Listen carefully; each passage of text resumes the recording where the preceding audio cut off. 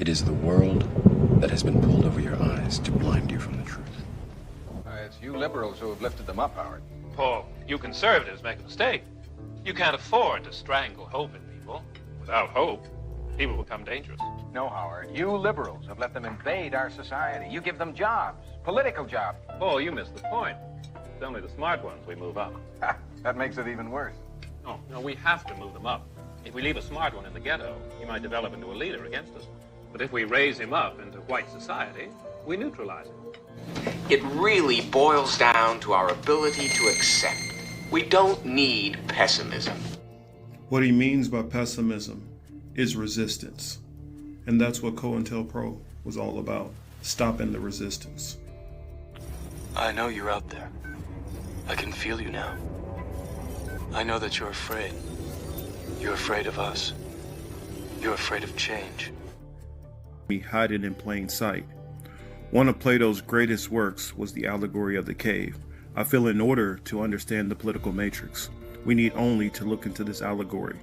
We first have to open our minds to the possibility everything is not as it seems, that things we've always known to be truth may be lies. For if we can't perceive the lies we've ingested, we can't see the bars on our mental conditioning. For that is how you walk out of the cave and see the political matrix.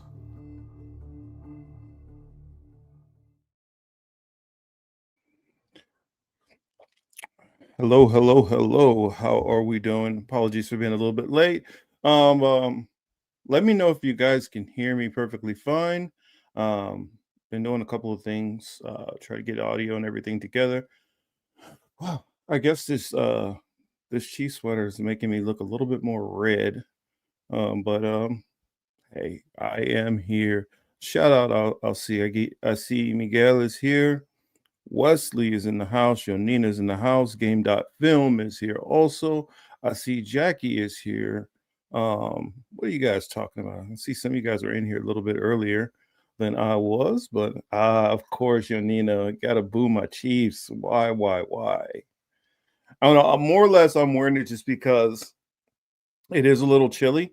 It is a lot of rain right now going on. Everybody's, of course, panicking here in Southern California because it doesn't rain a lot, and especially not for long periods of time.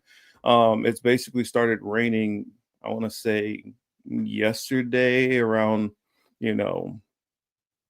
actually probably not even yesterday. It's probably been going on easily more than 24 hours, and that's not, usual or typical out here. But I don't know. Oh yeah, also, if you guys got anything else that you want me to bring up, any other topics that you don't see that I have listed, because I know it's been a busy week and there's always so many things to talk about. But yes, it never rains in Southern California. But yeah, there's some things that I've just been noticing, and apologies. Till will be away this show. She had some things that she had to go take care of, and so that's perfectly fine. We all have things that are going on in life. We have a life outside of here that we have to, maintain and keep afloat. And so, and you have people that have different things going on. So no problem with that. Hopefully you guys will be all right just dealing with me for the night. I wanted to start off before I really jumped into some of the major stories. Oh, I guess I forgot. My apologies. I didn't even announce the topics that we're going to talk about. Of course, the Is MAGA Dead? That I brought up because Nick Fuentes is he tweeted out, or I guess posted or whatever on X, that MAGA is dead. And he had some profound words to say, and there's reasons to kind of think he may be onto something, but also I just want to talk about it because we never know. I don't want to be one of those people which prematurely announces the demise of MAGA for it only to resurrect much stronger. Being the cautious person that I am, but I do want to just talk about it a little bit. Matrix do the pregnant lady in Texas. Oh yeah, I did see that. That was pretty messed up. But yeah, I guess before we really get into the show, I'll talk about that a little bit. See if I can find that clip. I can't remember, was it on Instagram I saw it or wherever, but I'll find it for those who hadn't seen it yet. Um,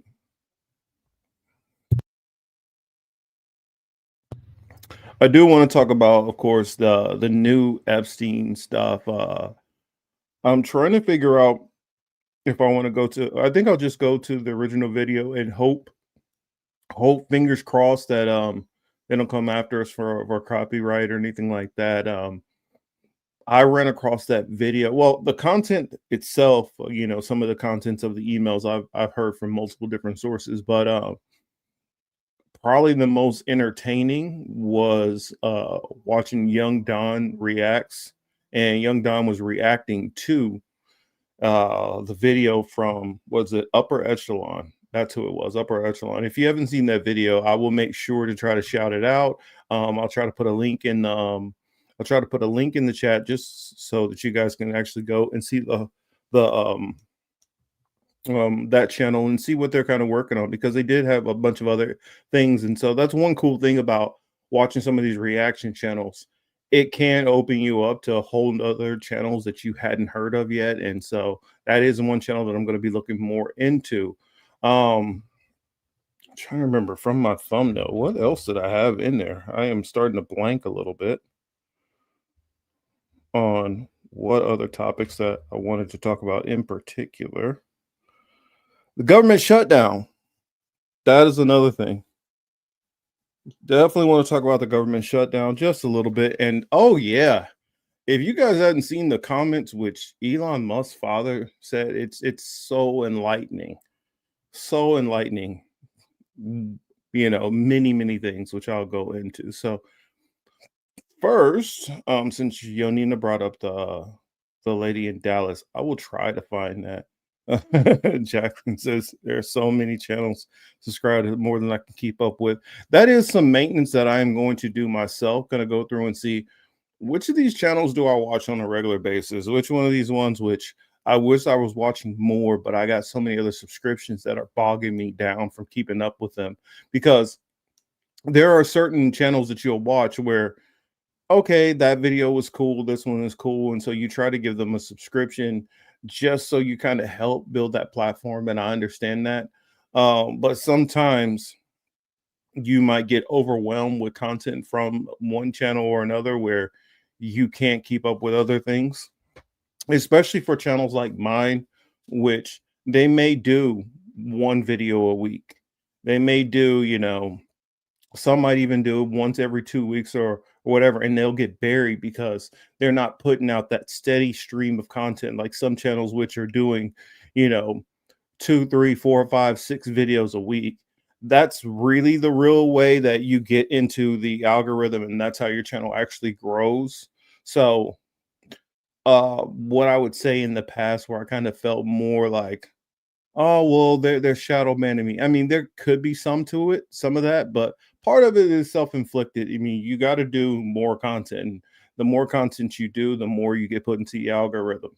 And that's been a success to many channels. So just for those people who are thinking about getting into this, know that you need to put out a lot of content if your goal is to have your channel really grow and be one of these bigger channels.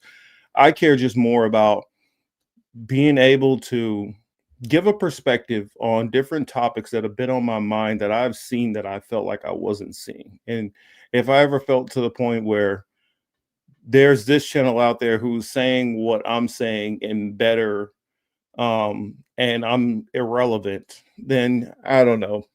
I don't know if I would keep doing it, because I wouldn't need you guys. I wouldn't feel like that need unless it's just for me personally to vent, which sometimes you need to do that. It said I might be a little bit behind. I'm watching you on your streaming platform on my phone and on the phone stream on my TV. Oh, well, that's perfectly fine. Mirror life, Charity, I believe it has to do with the scripture that says, "Don't let your right hand know what your left hand is doing." I will check into that, but let me see if I can find that about that Dallas. I think it was Dallas. Yeah, it was a Dallas pregnant woman. Yeah, if I can spell today.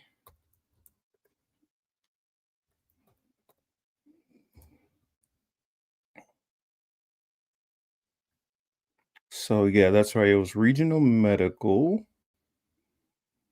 Let's see if the video is in this article, or do I need to go to YouTube or something for it? Let's see. Looking for it, looking for it, looking for it. So the video, this regional delayed care for Black mother goes viral on Blavity. Never heard of Blavity, but come on, come on. Let's see. I'm not seeing the video here.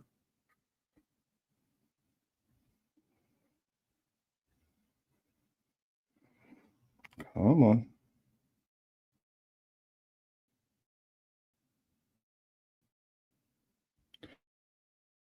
But I mean, anyway, for those, if I can't find the video, I'm gonna really keep going on and on about it. Basically, in a nutshell, it's a woman who's pregnant, and this is her third pregnancy. She's going to, well, I don't know that information because in the video, her friend is saying, "I told you about coming to this hospital. This is how they do us," and stuff like that. And um, it's been long, kind of documented how a lot of hospitals are very callous how they treat black women in the medical system, and actually how they definitely so viral because this lady is in BS instead of just getting her treatment, and she has her sitting basically in what looks like it would be a very uncomfortable chair, and just berating her with questions.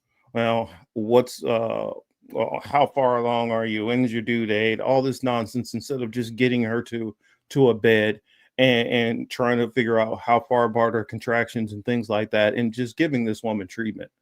Um, I get it. As somebody who's dated somebody in the medical field before, sometimes when they're dealing with these patients, that they're used to dealing with people who may lie for attention, some people who may lie just to get narcotics and things like that. And when they have so much of that, plenty of them start to get this just very cold exterior, and stop looking at the patients that they're treating as like people who deserve respect and compassion. And I'm not going to say for a fact knowing that that it was a race thing.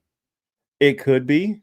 I'm not going to say it's not a race thing because that is something that's documented and well known that it happens. There are nurses who have come out and they've spoke on other nurses doing this and treating, their black patients worse than they would treat any other patients.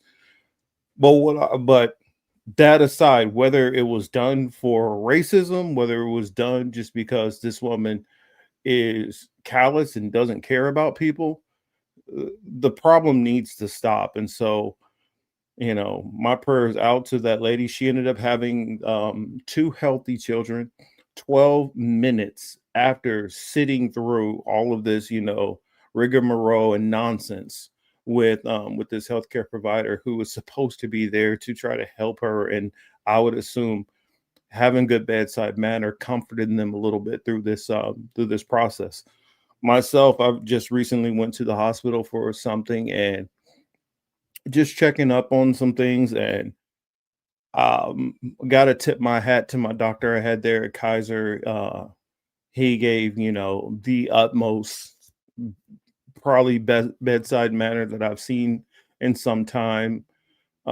So there are those out there who are conscious of it, and he even mentioned certain things to me. He's like, "Oh, you do know also at your age as a black male, these are some of the things you need to worry about and do checkups. And as soon as you want to, start checking for these certain things, the sooner the better. It's always better to be safe than sorry, because a problem which men in general do is this bravado of, I don't want to go to the hospital, I'm perfectly fine. Or not even, I don't want to go to the hospital, I'm perfectly fine. Or they start second guessing and saying, well, I've been hurt before, this ain't that big of a deal. And so you get this kind of whole macho machismo attitude that this conversation that you're having within yourself.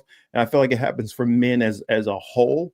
I think it's magnified on men who aren't doing this financially as well, because they're starting to think, man, I've suffered through pain before, and I can't afford to just be going to the hospital and forking over one, 200, 300, $400 for it not to be nothing. So I get it, but men, we need to get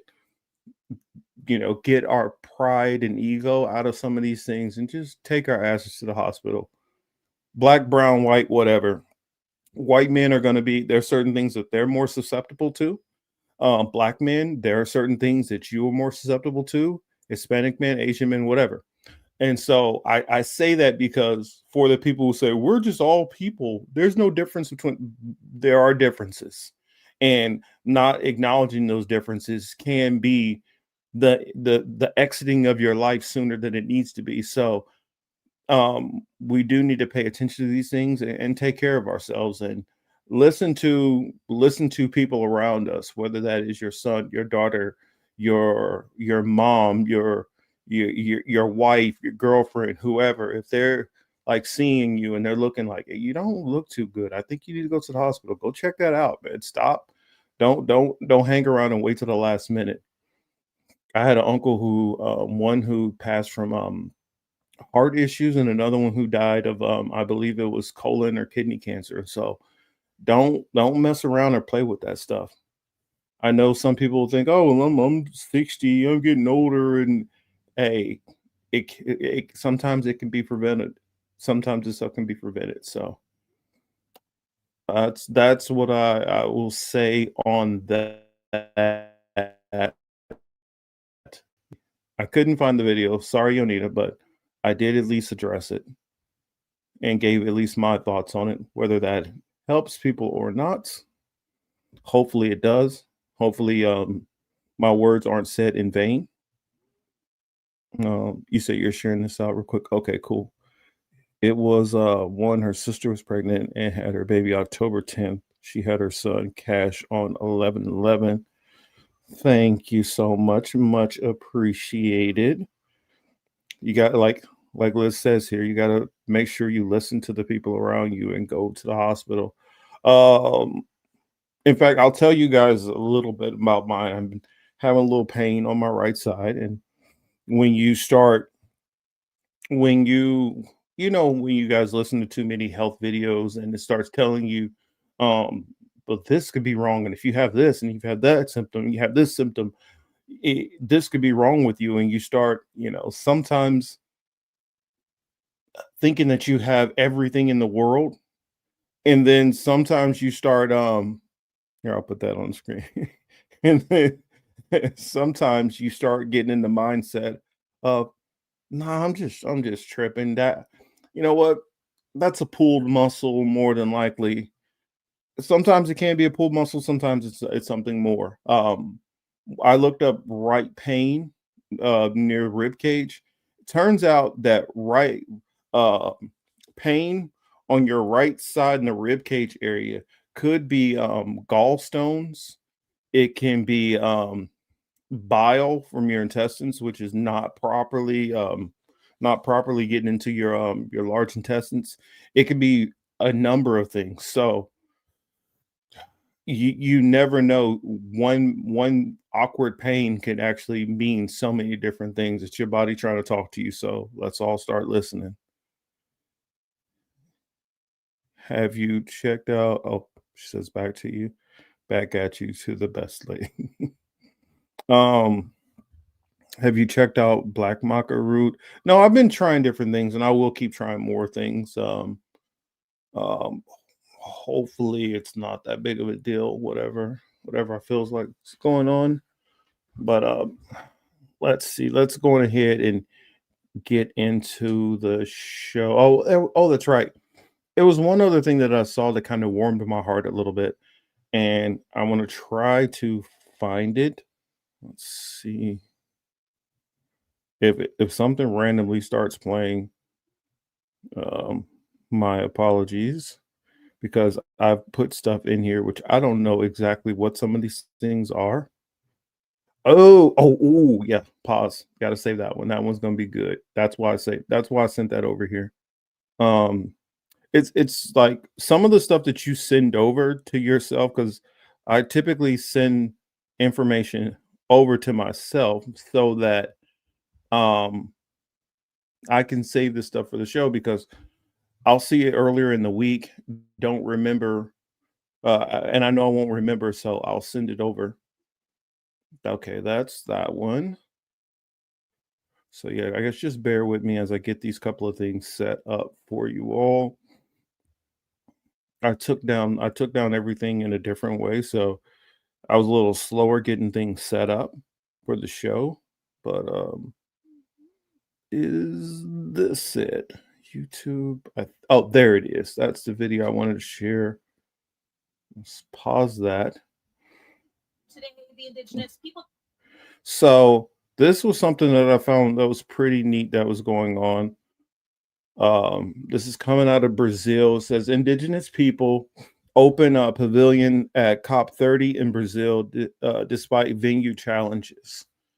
And so for those that didn't know that that was going on, I did want to share that with you all before we really get into things.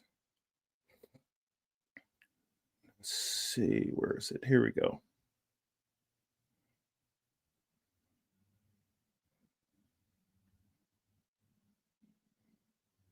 Pavilion opened at COP30, where representatives from indigenous peoples across the world sang songs, shared dances, and also shared words of empowerment and declarations.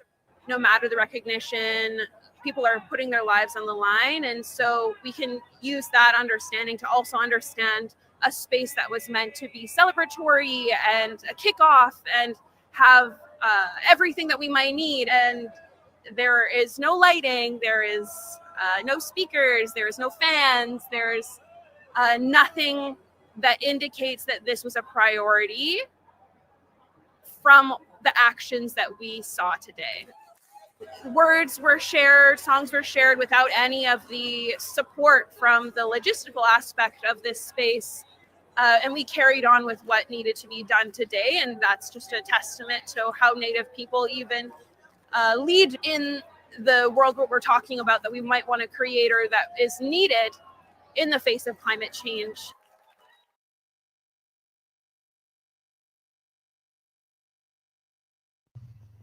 Make sure my autoplay is not continuing to go because it'll just start playing whatever random YouTube video. Good thing it's not Instagram. I don't trust sharing videos on Instagram. I had some crazy stuff pop up after a video I was watching the other day. I was like, okay. Good thing. I mean, so anyway, I'll leave it at that. But I just want to throw a shout out to, all the indigenous people in all the different places where you may be, whether that is here in, the North America region, Canada, United States, Mexico, or Central America, South America, different parts of Africa, whatever different cultures that you are a native of and you are living in those native lands and they're being threatened. I wanted to bring that up also just in general. One sec. I wanted to bring that up just for a second because with a lot of the things that have been going on that I've been seeing, and I don't fault the people within the communities that I'm in for the conspiracy theories and some of these things. I mean, I myself is a conspiracy theorist on many things. But I always try to ask myself the why, what, when, where, what makes sense, what doesn't make sense. And if it doesn't make sense, then I don't rock the theories. I'm perfectly fine with you having your own theories on everything else. But just some of the things I don't I don't accept some of these theories. And I feel a big part of a lot of these theories that I'm seeing lately that I disagree with, a lot of the weather phenomenon stuff. Is cloud seeding a real thing? Yes. Are they doing that? Definitely. Steve has showed me so much information on geoengineering things over the years.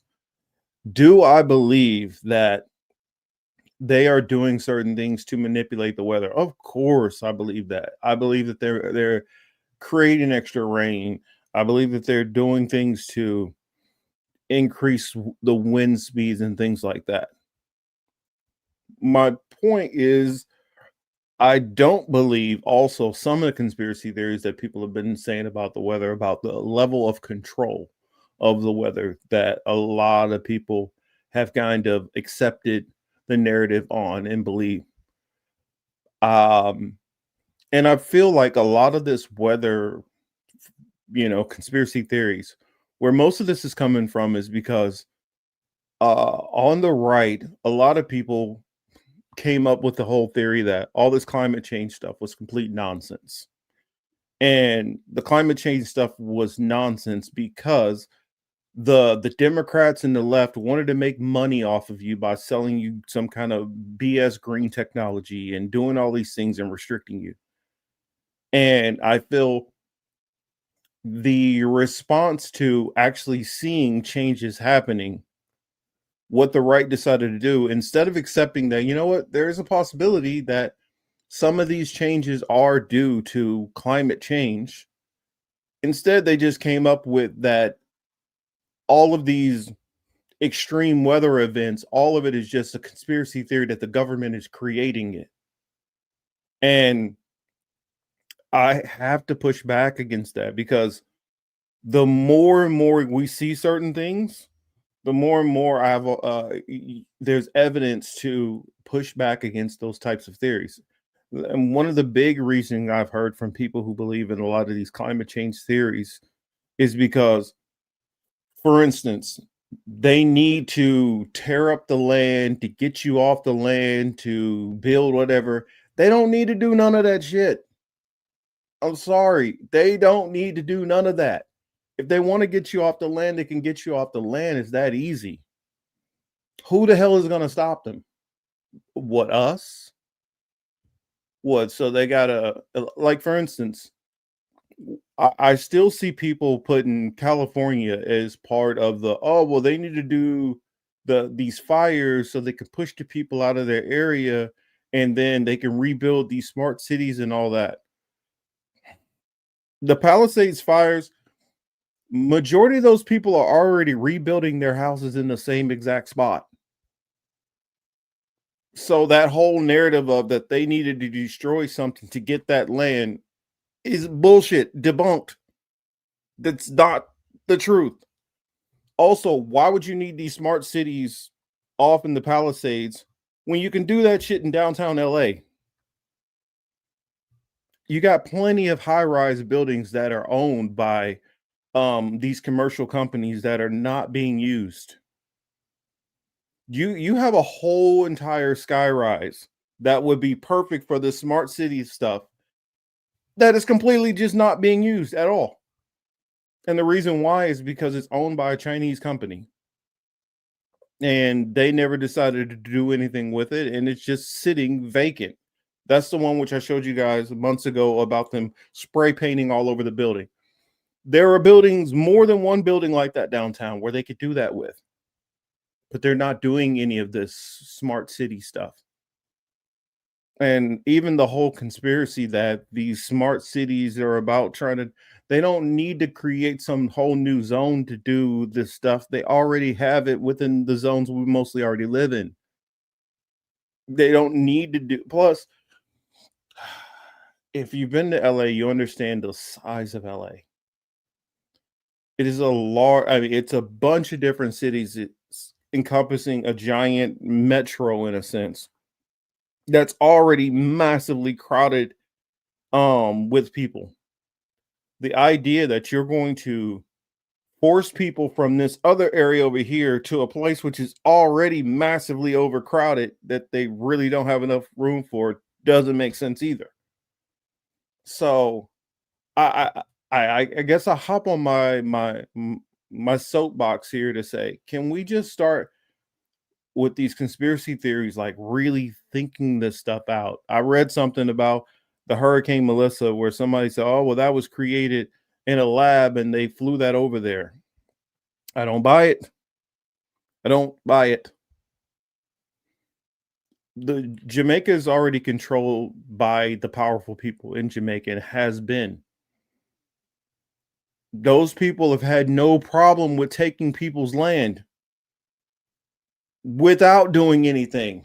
Why would they feel the need to go and do all this extra to pay money to fix these houses, to somehow now they don't got to do all that. They really don't have to do all that. I watched them, perfect example, in Kansas City when they decided to build the Kansas Speedway and the whole shopping district and all that stuff that they built out there. Do you know what they did? Do you know what they did? They literally told people who own the land, farmland and all that, we're going to pay you this amount of money. Do you want this? Would you first? They offered them settlements saying, hey, you can take this and move to a nice new place. We'll help you with this. We'll give you all that money. That's what they did first. The people who were like, but it's my family home. I want my family home. Do you know that they literally took the whole home foundation and all that and moved it for them? They can do eminent domain at any point and take your land. They can come up with whatever crazy reason they need to. They do not have to create some hurricane to destroy the land to get into. They ain't got to do all that shit. Y'all making this stuff like way too complicated for no damn reason. We do not have the power to stop the government people from doing any of this shit. So why would they need to do it? Doesn't even make any sense. It's like saying, I have the keys to my house. I can walk right into my front door, but instead what I'm going to do is I'm going to climb across the neighbor's fence, climb on his roof, jump over to my house, shimmy down the side of my house into my window. Why would I need to do all that? I have the key to my front door. I can just walk right in it. It's just that simple. Y'all taking something that's 1 deep and making it 2 deep, 3 deep, 4 deep. Y'all, it's doing too much. It's not that complicated most of the time. Hell, even these fires, a lot of times, it's just as simple as they could hire a pyro. Hell, they don't even have to hire a pyro. They could drive out there smoking a cigarette and toss it out the window. They don't need to employ some billion-dollar technology to fire a laser from outer space. I mean, sometimes I think we're watching too much TV. That's all I'm saying. Let's see. Wesley says all the rebuilding in Santa Rosa from the fires here are huge corporate developers, condo complexes, not what was there before. True, not what was there before, but these people are getting, I know people who are, especially like for the Palisades, they're getting, I don't want to put people's money, I don't want to put people's business out there exactly, but many of them are getting compensated handsomely to be able to rebuild. And of course there's going to be, not just going to go get some little average, some small mom and pop company to rebuild. You're going to go with a large conglomerate because now you have the money to get it done fast. And that big company is going to come out there and build 15 houses on this block and throw them up in 6 months or less. Hell, now I've seen them build houses in like 90 days. You go with some smaller companies, the old school smaller companies, and you were taking it about 7, 8 months to get your house built. And they just don't have to do that anymore. Well, burnt out property is usually available at a discount if the people plan to sell. I can tell you here for the Palisades fire in particular, virtually none of these people wanted to sell because you got to think of where the area is. They're literally sitting right there next to the water. Who is selling waterfront property? Who's just giving away their waterfront property on a discount? Now, are there people who are already behind on payments and taxes and things like that you can get them because they're over a barrel and they'll sell? Yes. But the bulk of those people, they ain't going nowhere. And especially like the lady I know in particular who had lost her property out there. They bought this, her and her husband bought this property like 30 years ago. And if you know anything about California real estate, how fast you grow. I'm trying to remember, what is it called? Equity. How fast your equity builds out here. You can buy a home in, let's say, if you'd bought a home in, say, the year 2000, and you own that home till now to 2025, you could have bought that house at, let's say, 200, let's say 200,000. That very house, I know somebody, perfect example. He bought his house for like 196 in Long Beach.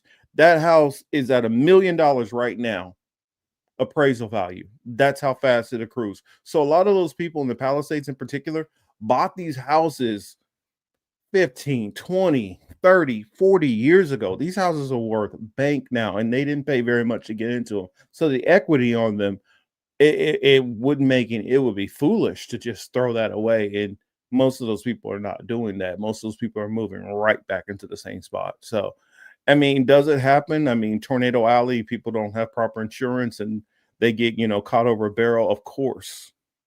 But some of these theories that I hear people say, they just don't fully. When you really just start asking question after question after question, they start to fall apart pretty quickly, in my opinion. And the reason why is because I feel like you need to vet every idea that you have, everything that you say, that you think about. Your ideas need to be battle tested and ask the who, why, what, when, where. It can't just be well, these people are evil and they've done evil stuff before, and there is technology that is showed in some limited capacity could do this, and then jump to this is what happened. That's all I'm saying. I feel like most of that comes from people who do not want to accept that human beings are having any effect on climate change. Now, if you hold that belief system that human beings have no effect on climate change, then of course you need to come up with some reason to why things are getting worse than they used to be. And so that's what I would say, because I've even seen like some of the experiments that people are doing. Some of these wind experiments and stuff and hurricane experiments are done on a small scale.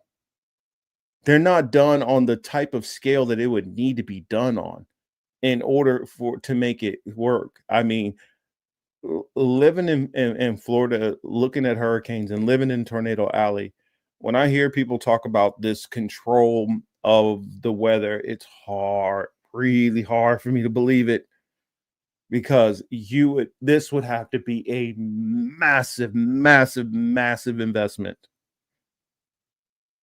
And I don't see the payoff. I don't see where that payoff is coming for them to do all of that, when there are other means to accomplish these said goals that could be employed that are not being employed. Let's see. Oh, hello, Lainey. I see Lainey is in the building. Welcome, Lainey. Let's see. Jackie says, mind you, this weather technology might might be not worthwhile to employ in the US because of eminent domain. But what about in other countries, say in the global south, where eminent domain doesn't apply? Well, in the global south, they just take stuff. I mean, look at Bukele. Some of these countries, they don't give a damn. They're going to just, if they need it, they're going to take it.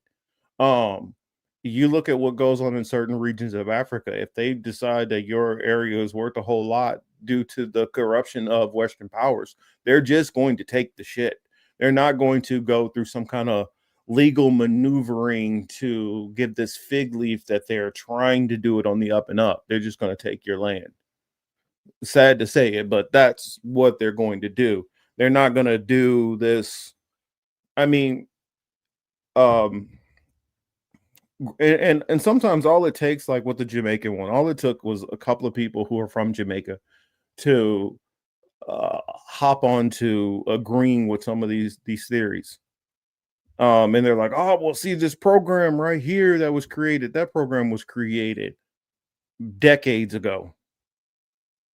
All it is a city planning, and every city council comes out with these plans and initiatives that they plan to do over the long haul.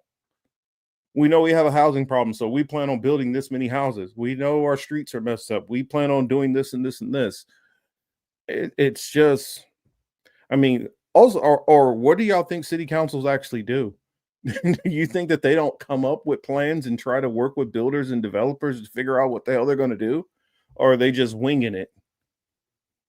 They just say, oh, well, street broken, here, take this money and fix it.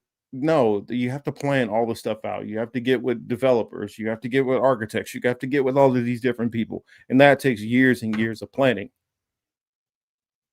And so it always can't be this nefarious government, this villain rubbing his palms together. That's it.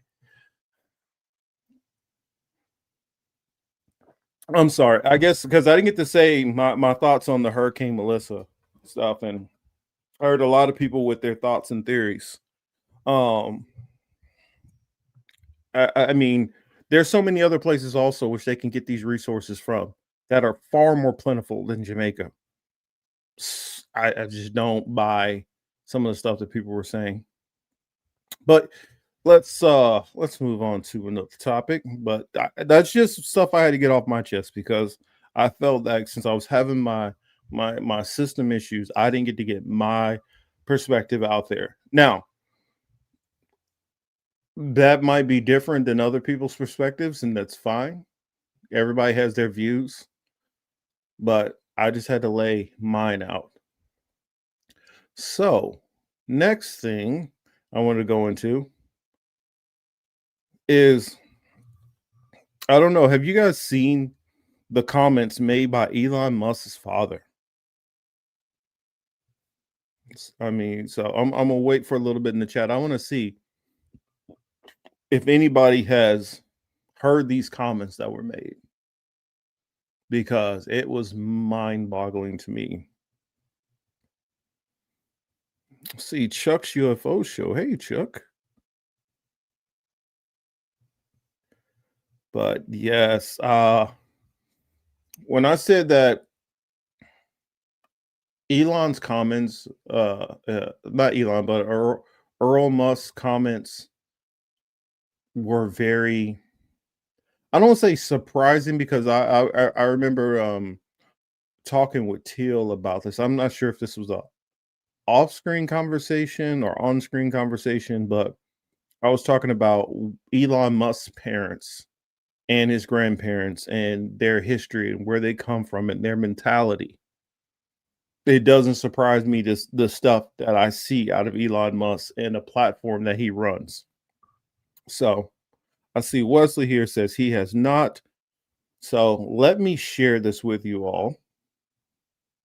I don't know. I may stop it in between certain parts, or I may come back to it. I don't know, but some of the stuff that this man was saying, it's no wonder Elon Musk is the way he is. It's no wonder that he turned Twitter into what he's turned it into. But let's see. Let's click into it. Oh, sorry. There's a big talking point in the US right now is America in the next 20 years will become, for the first time in its history, a minority white country. Well, that will be a very, very bad thing to happen. You want to see the US go down? Why? Oh, you don't like cars and electric cars, and you don't like technology, or what is it? Do you want to go back to the jungle, or? If the US becomes a minority white country. Yes. So there's Latinas, there's blacks, there's people from all different races make up the majority, and then, you know, it could be 48% white people. Do you really think the US is doomed if it goes under? Yes, it goes under there. Seriously? Yes, of course. You see, if you take South Africa, we have a small white population. So I wanted to stop that before he jumped on to his next point. He believes, oh, of course, Earl hates black people. I already know that. Say unpopular opinion. You don't have to know their end goal for them to be using trillions of taxpayer dollars for black programs. Oh, I mean, I think I'll just say that the system is running the way it's running, and it's running the way it's been running. No change has really happened. Not really. But Earl Musk, keep in mind, this is the same Earl Musk who in South Africa basically had I'm trying to remember, what was it, Emerald Mine? Who I highly doubt he was treating his people very well at all. Believes that this country, if it dropped below 50% white, even to just 48%, it would just fall apart. That somehow all of these people in America, whether you are Native American, whether you're Black, Latino, whether you're Asian, that there is no intelligence in any of those people, that they won't even be able to maintain society. That nobody has gained any, that apparently the rest of us are all just pushing buttons that we don't know what any of them do. That none of us has went and learned anything about science, history, medicine, anything. That we're going to be communicating by, I mean, what does he think? Like I have a cell phone right here. Does he think I don't know how to use this thing? That there are not any Blacks or Asians or Latinos who know how to make a cell phone, know how to use. In fact, you don't even have to put creating brand new technology that they can't maintain and copy what's already a blueprint. I mean, there are literal patents for all of these inventions. And I'm going from the lowest thought process. If you believe, okay, all of these minority groups are not capable of creating anything on their own, you don't think that they can even follow enough instructions to follow stuff that is already patent and recreate what's patent? I mean, mind you, China reverse engineered most of the stuff coming out of the United States and have now superseded the Western powers technologically. But yes, you believe that not even with the Asians here, that they couldn't do anything, not to mention how many of these inventions and technological advancements come from Black people and other minority groups. I mean, it's just mind-boggling to me, the ignorance that you have of these people. And it makes sense why his son is a piece of shit racist. Because his father's a piece of shit racist, and his grandfather was a piece of shit racist. And you probably can go back through, as Lucas would call him, the lineage of evil, to think that nobody else is capable of doing anything but white people. That's why it goes back to a TikTok video I did that I responded to, where a guy was like, oh, it's just for parody's sakes. What do you think will happen if all the white people were gone? What would happen to society? And without going into the whole video entirely, I said one of the first things that will happen is You have a whole lot less war in the world. You have a lot more peace. And I'm not putting the status of the world on every single white person. I'm just saying that there is a large faction. I won't even say it's a large faction. I'll say it's a very powerful faction of the white race who causes a lot of hell for a lot of fucking people. Now, I'm pretty sure most people can agree with that. There is a, and it isn't, and this is what I tried to like explain to somebody about races. If black people are 14% of the country, and let's say white people are 55% of the country, even if you had, let's see, 1/5 of that white population being blatant racist, that would be more racist than it is the population of black people. So the probability that each black person would run into a racist white person would be high, even if you're a white person who never runs into another racist white person. Therein also why I believe how so many white people just don't believe racism is a thing because they're not around it. And it's very easy. Plenty of them, I believe, are not around it. So some of them genuinely don't see it or believe it. Some of them are just lying, and some of them are lying to themselves because they know that they are that very racist, which they claim doesn't exist. But sorry, let me get back. Oh, hold on. Let me read this comment. Let's see. Oh, no, I was talking about that. Never mind. But okay, but yeah, let me get back to it.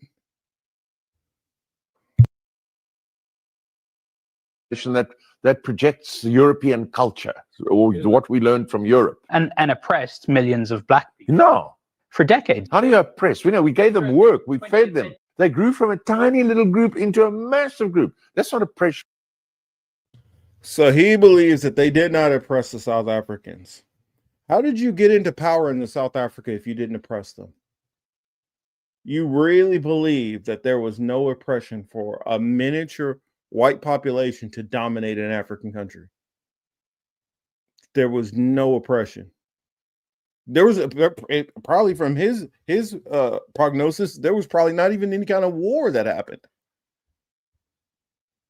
And it's crazy to think you're taking what happened in South Africa, which is its own can of worms, its own issues, and trying to put that on America, which it is well documented that how white people treated black people in this country for many centuries, not just decades, for centuries. You can't describe any other way but oppression. You cannot describe it any other way but oppression. It baffles my mind also that he can't even see that in South Africa, that how things were running were oppressive. And he really believes that the white population actually helped black people. That goes into the Matt Walshes that you have in this country, and a lot of the people like him who believe, you know what, slavery was actually a net positive, because if black people didn't get to be around white people, you guys wouldn't have learned anything. You guys would be suffering. You guys would be like in there just ooga booga ooga, throwing poo on each other. As if we did not have sophisticated societies pre-European, contact. As if the natives didn't have those. I mean, have you seen was it Misha Pichu? These giant, structures that they built, these temples and stuff. You telling me like that there was no intelligence going on here? I mean, it's just when you get a stupid racist, well, it makes sense. His son is a stupid racist also. So it makes sense he was raised by a stupid racist. But it's just wild to me that we still have people walking around the earth that are this fucking dumb. That's feeding them. Do you understand? You only grow big if you get fed. You only start at 800 and become 50 million if you get fed. We fed them. For crying out loud. You know, enough with this nonsense. But so you understand, because the black population was so oppressed under apartheid. Well, we never saw this oppression you're talking about. You never saw it. No, I never saw it. Yeah, because you're white. The big concern at the moment, and why I think South Africa is a big talking point in the US right now, is America in the next 20 years will become, for the first time in its history, a minority white country. Well, that will be a very, very bad thing to happen. You want to see the US go down? Why? Oh, you don't like cars and... So yeah, I guess that's starting all over again. But he's like, you don't want cars? What do you think? Like, and taking it, not that I believe this, but let's take this to this minimal acknowledgement on a certain point. Let's say that you do believe that black people aren't capable of anything. Minorities are not capable of anything. What do you think? We're going to literally rip apart society the moment that it hits 49? I mean, this is just... Also, what is the white population in South Africa? It's far lower than 50%. Did that cause a destruction of the society? It's just wild, the mentality. Now, for the races out there that would use the excuse of, oh, when white people left a place like Haiti, you saw what happened to it. And I would push back with, when you put the kind of sanctions that they put on there and force this place to pay reparations for their own freedom at more than their GDP is, you literally turn this nation in basically to a debt slave. So how can they pull themselves out of poverty if you're keeping the boot on their neck of poverty? It's just... It's like holding somebody down, like, I don't get why you can't get up. Yeah, I know I have my foot on your stomach, and I know he has your arms pinned down, but I don't get why you can't get up. Just get up. And it's like, you couldn't get up in this circumstance. You couldn't move in this circumstance, but you expect me to do something that's virtually impossible, that you know your damn self you can't do. And then look at me like I'm inferior because I'm not able to do this extreme crazy task that literally is not realistic. And you can just look at his face. This dude really thinks like that he's thinking things out intelligently. That's why I say sometimes, man, idiotic people are dangerous. Especially a rich, dumb person is a very dangerous person. Because when a person is rich and dumb, they have the power to influence so much, i.e., Elon Musk. Have an idiot with a whole lot of money and how much havoc that he can cause. Said, they still think majority of Nigerian is mud huts and shit. Of course they do. Of course they do. In fact, since you mentioned that, let me do that. Let me go pull up Nigeria.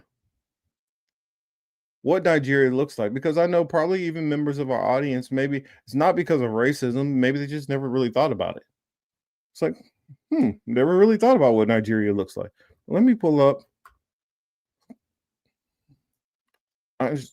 Nigeria.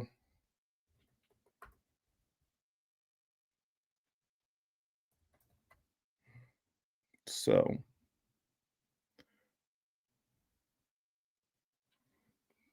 hold on a second. Let me grab this video. Apologies, gonna play a little.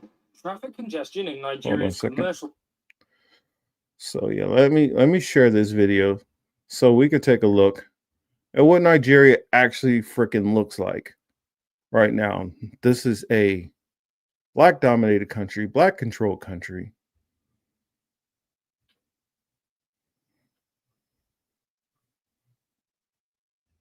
So let's just show what this place looks like.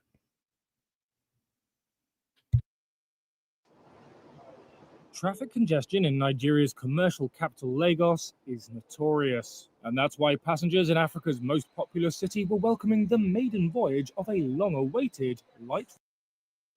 Do you see how clean this bus is? Good Lord. That's all. I'm sorry. Maybe it's rail service on Monday. This is really time saving. The metro system was first mooted 4 decades ago. Its initial 8-mile phase, dubbed the Blue Line, linked the mainland where most people live with the affluent Lagos Island, where many businesses are headquartered.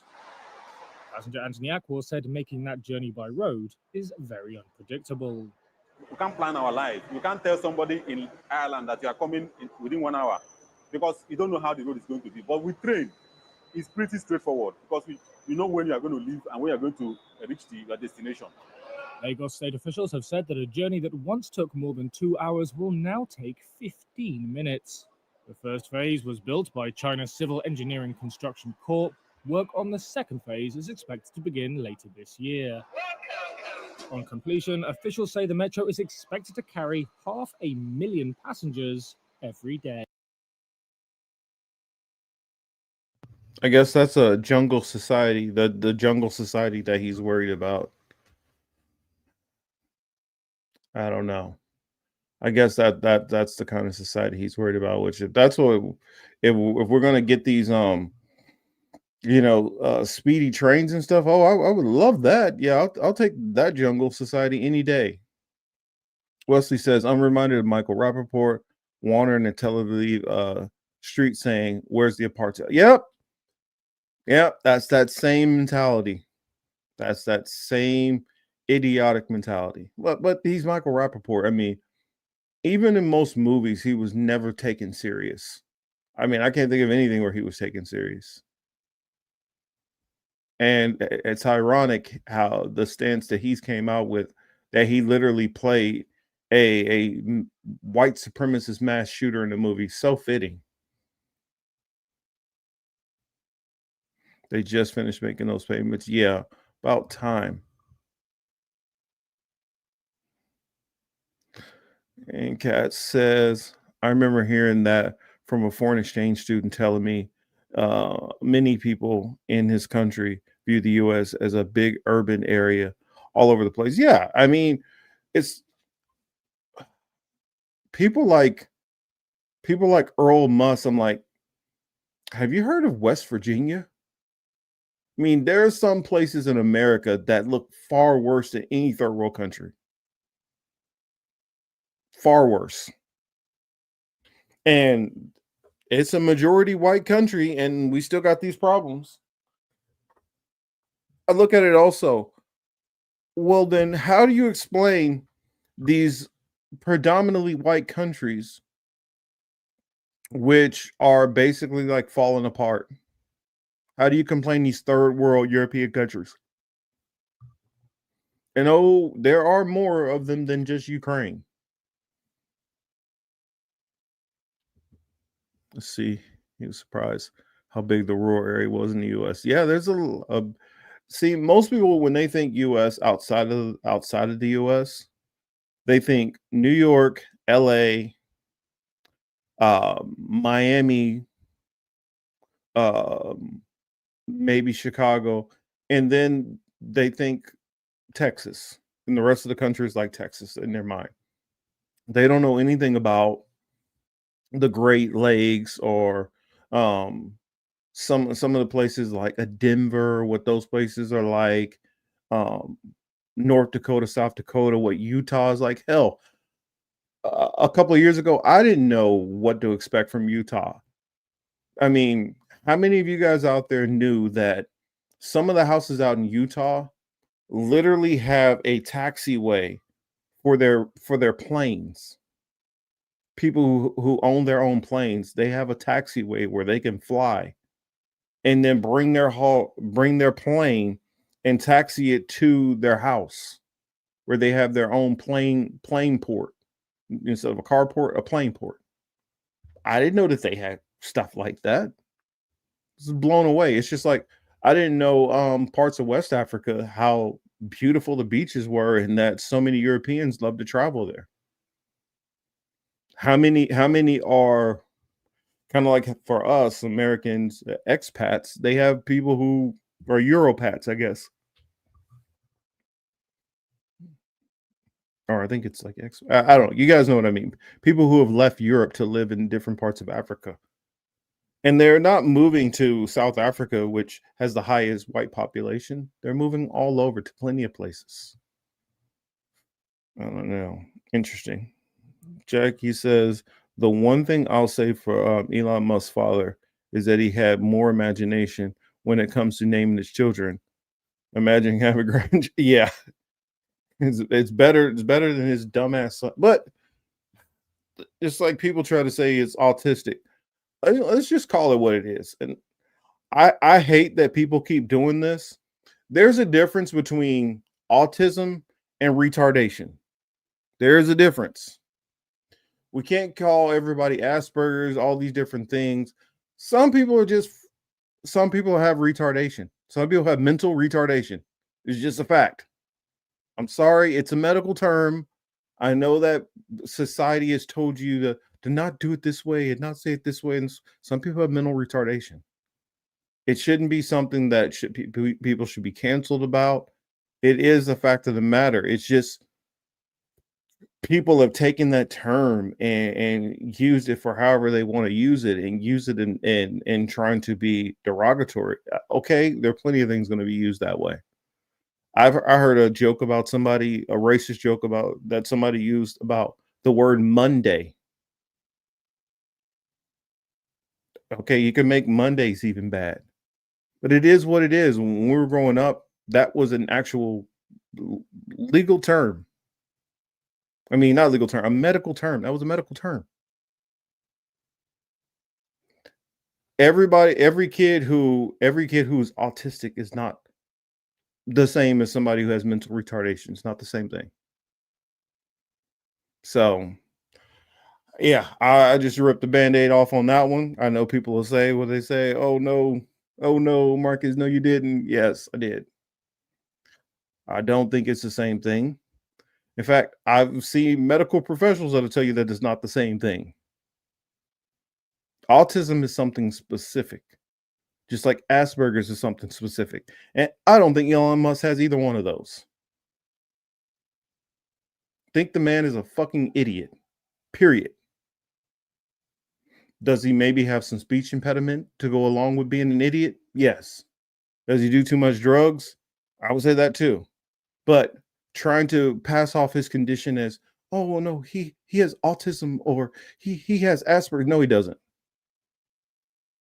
Don't put Asperger's and autism on that and have other kids who actually have this condition and put them in the same category with Elon. Elon was raised from idiot parents, and his parents were raised from idiots, and it's just a generation of low IQ morons who have been able to just pass down wealth and been able to fail upwards. Think about it this way. Where did the money for Elon Musk's grandfather come from for him to just be able to say, you know what? Things are getting rough here in Germany. Let me go jump to Canada. Think about the money that Elon's father had for him to be in Canada and be like, you know what? I'm going to jump from Canada and we're just going to go to South Africa. Who the hell has that kind of money to just not jump from like, oh, this country to that country?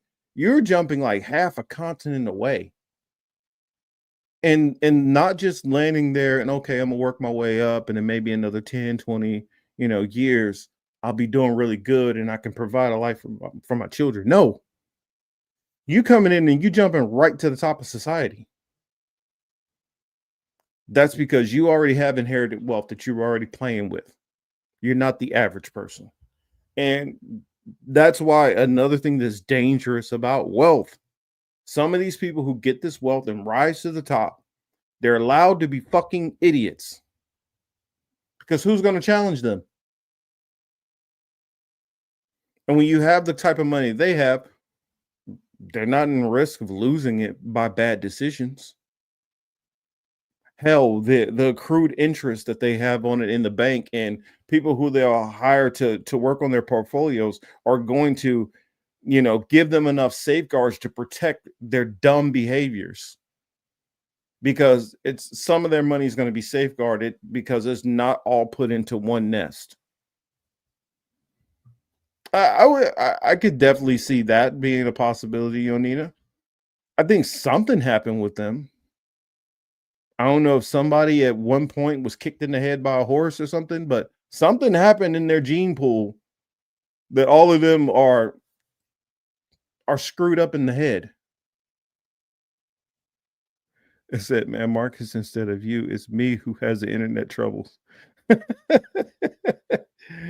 Oh, man.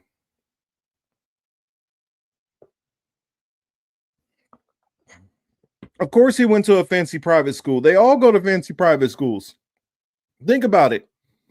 We literally have one of the dumbest men who are in the upper echelon is our president right now. And what kind of schools did he go to? It's just proving that these upper echelon schools are not really necessarily teaching education and teaching this profound wisdom. What they're doing is they're becoming a place for legacy students to be able to pick other legacies out. Oh, Trump. Oh, you came from Wharton Business School. Smithers here graduated from Harvard. That's what that's about. It becomes just a bragging right to see whose team you're on, because they know you had to have money to get into these schools. Not education, not intelligence. I just know that obviously you come from a stock of people who could put you into a certain place. And now all of us know, oh, he comes from money, y'all. He comes from money too. That's all most of these rich private schools are. It's just a way for them to recognize other rich kids and then network together and fail up because they already have the money. They don't need the intelligence. They already have the money.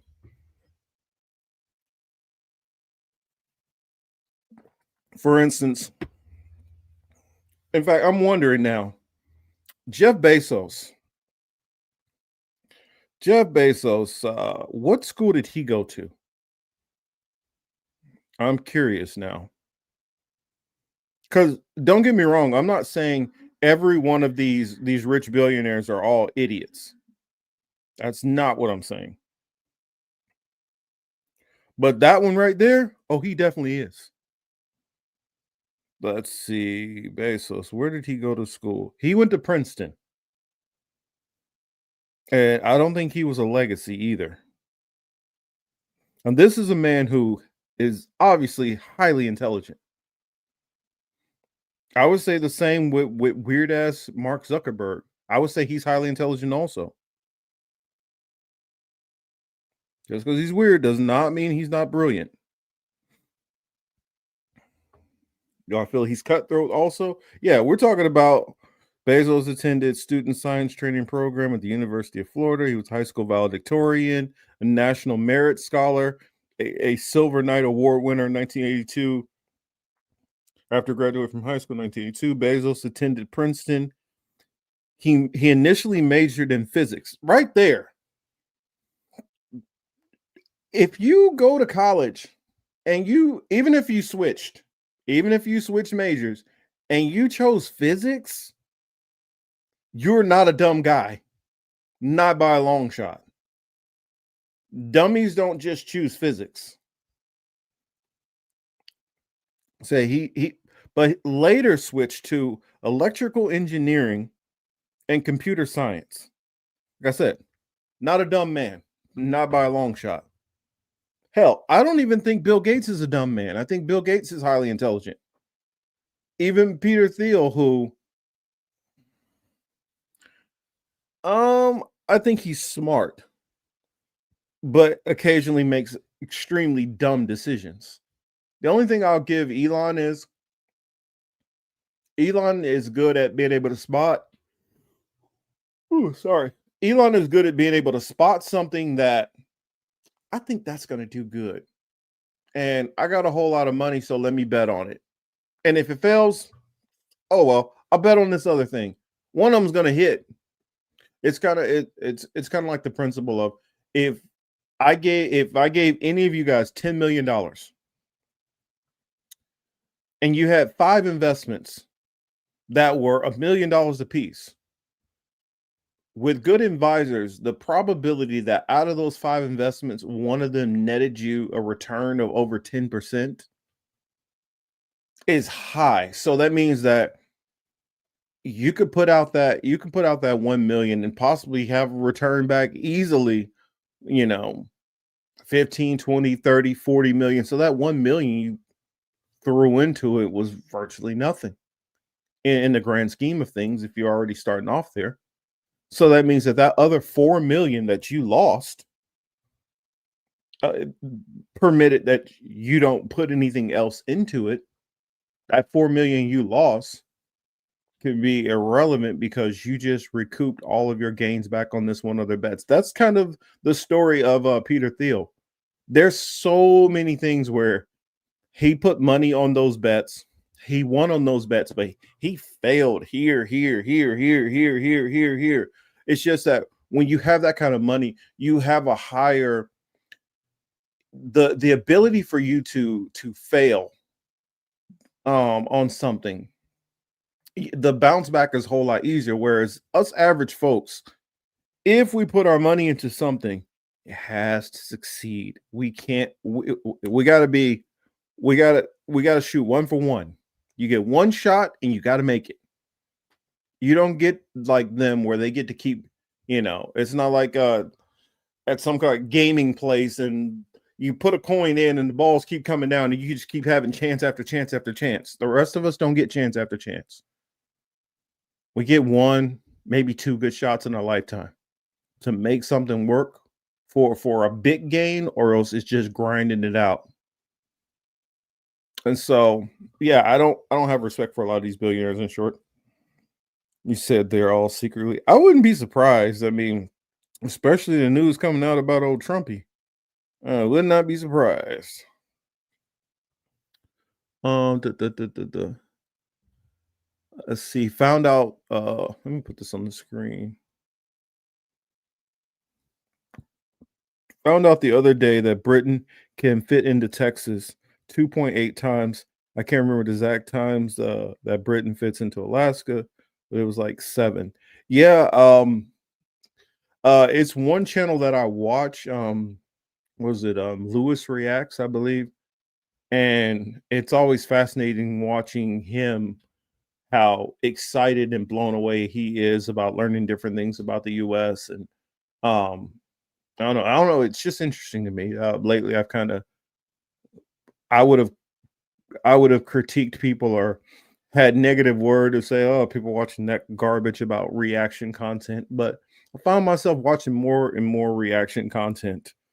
Because sometimes there's good observations in some of them, and also I don't know what kind of algorithm some of these people have, but some of the things that they're going to cover and see is stuff that even if I tried, I don't know if it would be in my algorithm.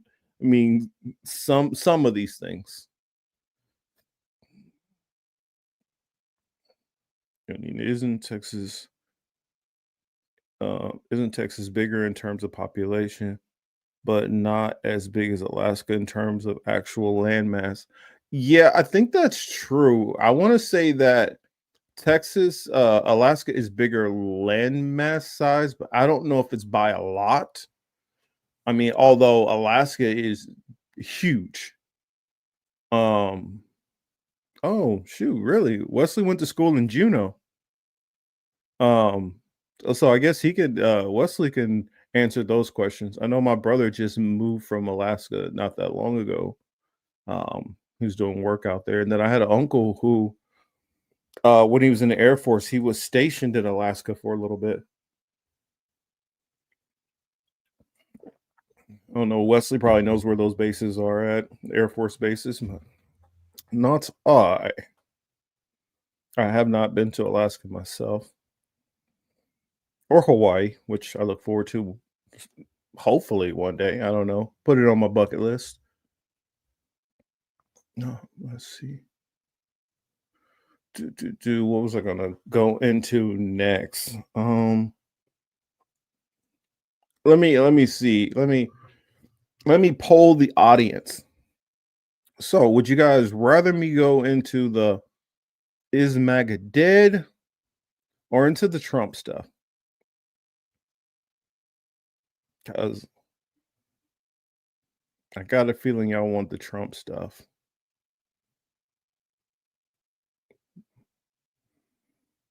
I know for me, at least the Trump stuff would probably be more. Let me see. Oh, I knew it, Yonin. I knew it. I'm gonna hop to it. That'd probably be better, and then I can go into Nick Fuentes at the end.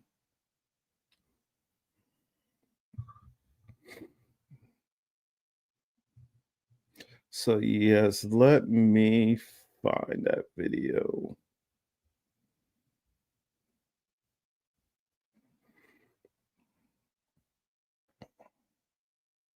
Oh, I didn't already set that video aside. Oops, my bad.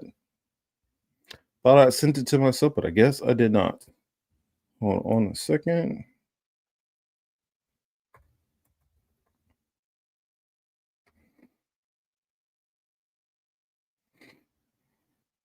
So hold on a sec.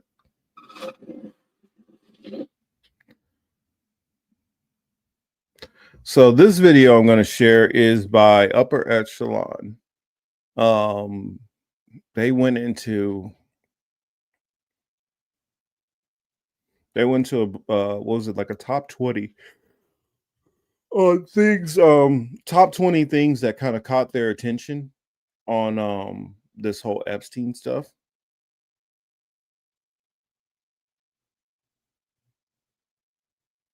Pink swastika. Okay.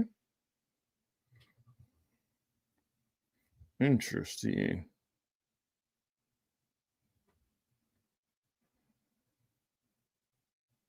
So yes, this video is the worst of the 20,000 Epstein emails, and he did like a top 20 list. And so I figure I watched Young Don going over this earlier today, and his reactions are hilarious. Even though I'm going to show some of this and react to it myself, I still will put it. I still will recommend checking out his reaction because I don't know, his reactions are just funny as hell to me. How much energy and excitement he gets while explaining some of this stuff out. But here, let's go on ahead and play. And I guess I will hop in and I'll kind of give some of my food for thought. It's interesting. I went back and watched an old video that I did 6 years ago. And I need to go and find that article, which I wrote. I wrote a Medium article on I think it was on why Trump should be impeached. And I was doing an interview with Steve, which I gotta apologize to Steve when I talked to him next, that I realized the first question he asked me, I went so long-winded on this one part that I never got back around to actually answering his first initial question. So I owe him on that. And if I do find that I find that Medium article that I put out, I will definitely. I'm actually at this point curious to remember what the hell I wrote, because Steve was like, what caught his attention about my article was that there was so much that I laid out in there on grounds for why he should be impeached that wasn't solely focused on the emolument clause. And it's kind of interesting, some of this stuff that is in here, because I'm wondering if this was some of the things that I put in or not. But I don't know. If I find it, I will share with you guys all. Who knows? I might just do a reaction to my article and read it. But here we go. Let me mute up. All right. Today, I want to go over the 20,000 emails that were recently subpoenaed and released from the Epstein estate because everyone is talking about this right now with good reason.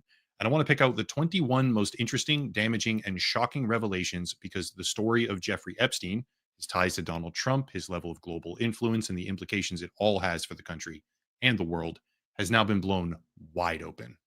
Let me start off a little bit differently here. Let me mute up real quick. I want to throw my shout out to Jacqueline. I appreciate her for swinging by and giving us some of her time, hanging out in the chat. Much appreciated. Also, don't forget when you get a chance, send me an email. That way we'll be able to communicate back and forth, and I can get you those things that I talked about. But yes, have a good night. And what else was something else I was gonna say? I'll remember next time around. But yeah, appreciate you for being here. Thank you so much. And we'll see you later. And just remember, you left off at about the hour and 30-minute mark. Well, you'll notice the Jeffrey Epstein stuff. Remember, upper echelon.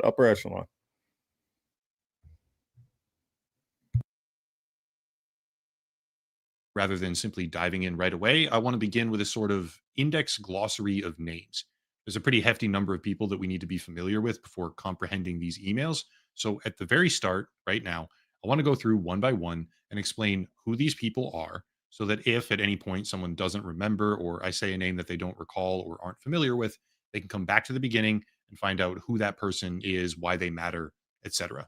Here we go. First, obviously, is Jeffrey Epstein, financier, trafficker, well-connected socialite, and the main subject of the video. He was arrested in 2006, again in 2019, and he died under suspect circumstances in.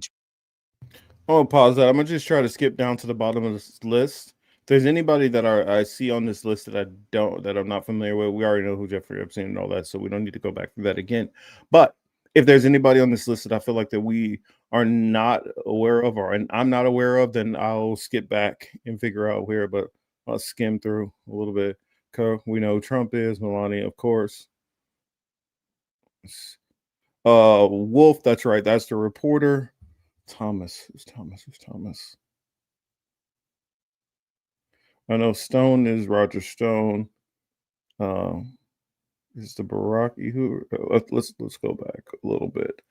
Let's see. So back up to whoever Thomas is. All right. Yes, Michael Wolff is the journalist who was talking back and forth with Epstein through these emails. All right.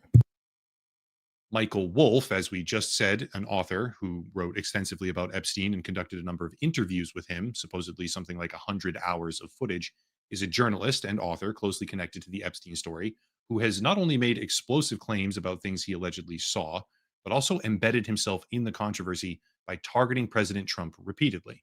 Moving on, we have Landon Thomas Jr., a New York Times journalist who is also relevant to the situation highly. But I also think it's worth mentioning that from 1990. That's right. Landon Thomas was the other journalist. I forgot. It's like, okay, who was Thomas again? Of course, Bannon. Bannon is.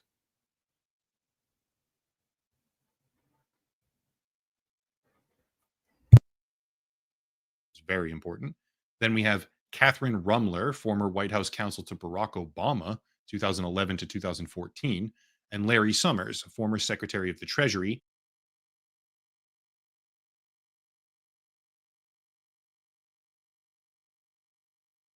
Sorry, tied to the whole Clinton, name in general, Larry Summers was. Let's see. It's Roger Stone. Who else do we got here? Tom Barack. Okay. Let's see. Who else do we have in here? Okay. I don't know these last two. Churkin. Let's see who these last two. United States ambassador to Turkey. There's Vitaly Churkin, former Russian ambassador to the United States. And lastly, Thorbjorn Jagland, former Prime Minister of Norway and Secretary General of the Council of Europe. There's a few more names here and there, but those are the ones that we need to fully understand, because the 21 most interesting or damaging emails specifically refer to, come from, or are exchanged with one of these people.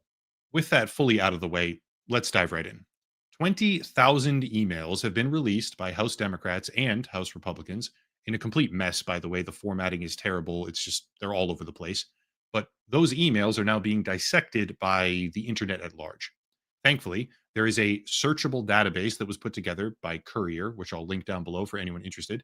So the process of finding and sorting out relevant versus irrelevant emails becomes much easier. And after doing precisely that, these are the top 21 things that I believe are most interesting, damaging, and shocking from all of them. Here we go.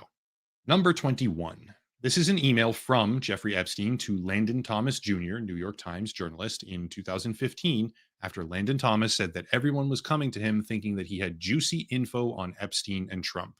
Quote, read the BuzzFeed Read My Airplane Logs and Hawaiian Tropic contest, / have them ask my houseman about Donald almost walking through the door, leaving his nose print on the glass as young women were swimming in the pool, and he was so focused he walked straight into the door. End quote. Not the most salacious thing in the world, to be honest, distracted by young women in a pool, but I figure we might as well start slow at the beginning. For me, I just think about that and I get the visual. Like, what kind of big, goofy ass goober are you? That you, oh, women, it's like, wow, are you that thirsty? Oh my gosh, you that thirsty? I'll admit, of course, the female form is a beautiful thing, but for one, I prefer to reserve that kind of ogling at least for adult women, not ones who bordering on being someone's child. You disgusting maggot. But I don't know. Let's continue.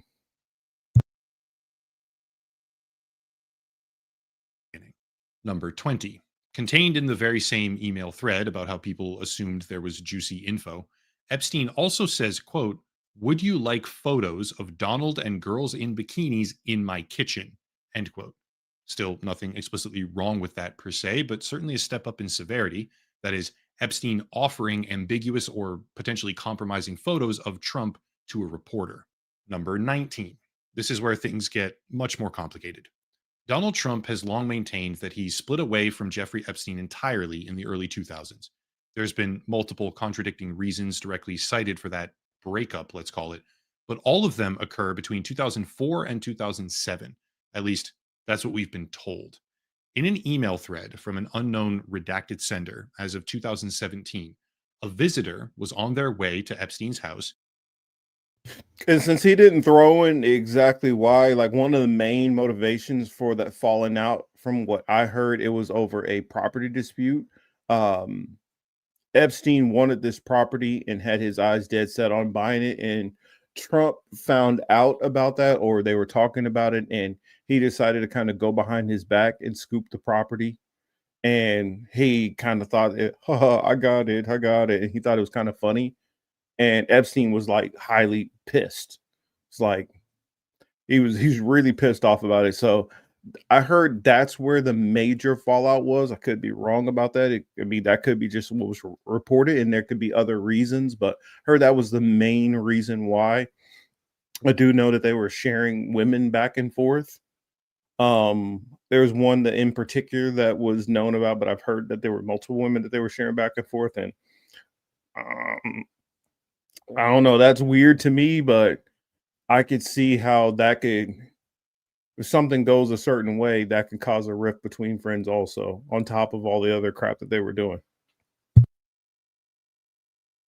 Notably, the second floor of Epstein's house, which is where prominent victim Virginia Giuffre specifically indicated the massage tables were, and the bedrooms with cameras were documented in evidence photographs, aka the place where abuse occurred. This unknown person went to meet him as part of an exchange where they asked for a So this is something I want to bring out that I thought was kind of funny, and this will come up later on because I remember watching some of this and hearing this, and I was like, hmm, I never thought about it this way. Now I remember being one of the people who, with the whole Russia stuff, that I was like, I don't know if I buy all that. I don't know if I buy it. I'm like, I'm waiting. If y'all can show me something, you know, if y'all can show me something, I'll believe it. I mean, I do look at Trump as like quite the degenerate, and not only just because of this stuff. I look at the way he's run his business, the way he treats people, the way he treats employees, contractors, how he treats them, just how he treats people in general. He's just like, I don't know why. I guess MAGA likes the asshole. I mean, I've never really liked people who intentionally go out of their way to just be an asshole. But I guess to them, since they hate society so much and hate so many things about modern society, that they want to, flip everybody the bird. And so they want a president who's going to just piss in people's Cheerios and kick sand in people's face at the beach. I mean, so I guess maybe that's their appeal to Trump. I do hear people say, "Oh, well, because he was his businessman," and I'm like, if you really knew anything about how he's run business, you would know that that's nonsense. And what I mean also about him being a degenerate is many of his corporations, and if you look at it, Trump has bankrupted or almost failed so many companies, and through him failing in so many business ventures, somebody as vain as Trump who wants to project this image of wealth and success, power. If the money starts to go, so does the power, the respect, the success, the fame, all of that. Well, you still have the fame, but it starts to become notorious at a certain point because now you're the butt of jokes and stuff like that. It's a little different. But I heard rumors even back in the 90s that Trump was basically money laundering for all of the top crime families, cartels, everybody. He was tied in with everybody and didn't have a problem taking any kind of dirty money. So most of his corporations and businesses have been held up on dirty money. And that's been going on for some time. I want to say that I think that's something that I put into um that whole Medium article that I wrote talking about reasons I felt Trump should have been impeached the first time, like 6 years ago. But sorry, let's get back to it. Door code while Epstein says that the house is more private for a meeting. And then suddenly, quote, I'm at the door, but I will wait for my time. I don't want to come early to find Trump in your house, end quote. And keep in mind, this is 2017, nearly a decade after the two had supposedly parted ways. Number 18. This is an exchange allegedly between Steve Bannon and Jeffrey Epstein. Oh, and I wanted to say this also because, and this is not something I came up with. This is something, a point that young Don noticed. So I'm just reciting what he said. It's, even though it's just saying Trump, fact that he does have kids, he has a brother. I mean, there are other Trumps that could be, if you're looking at it from a legal standpoint, there could be other people who could be Trump, but showing that there's been a connection between those two, and there's not a connection between Don Jr. or Eric Trump or any of the other members of Trump's family from the male perspective or even female. Mostly this relationship has been maintained between Donald Trump, the current president. So I would think it'd be a safe assumption, especially since we are not in a legal court system. We are just in the court of public court of the public right now. It would probably be safe to assume, more than likely, this is Donald Trump, that this is talking about, not some other, unnamed Trump.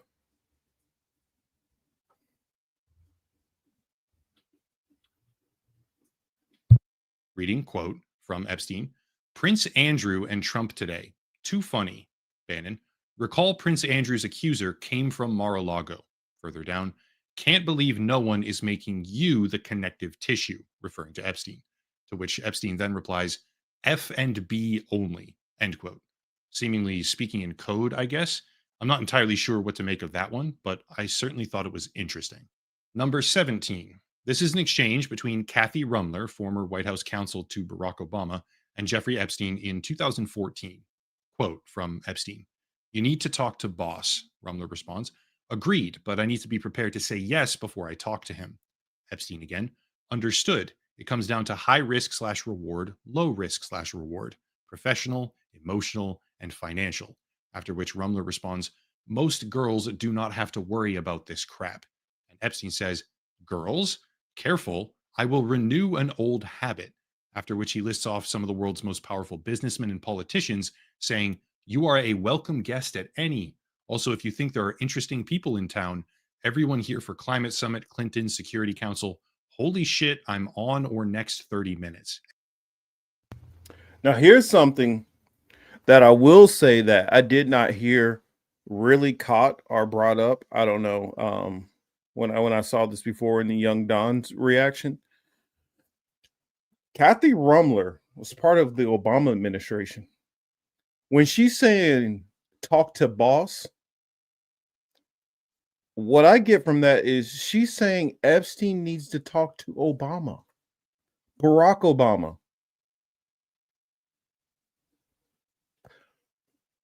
What does Barack Obama know about what was going on? That should be a question. Now, it doesn't say that he was on any flights. It doesn't say he was going. But if you guys believe that it's this pedo trafficking ring, even if you don't believe he did anything, from the looks of this, it looks like he could be covering up something. Because if we have these things coming out, then he apparently knew these things about Trump and chose to not disclose them. It also leads to why people were talking about. I remember I was waiting to hear about it on, what was it, Rachel Maddow. We used to always talk about there's a possibility of this Trump P tape that the Russians might have had.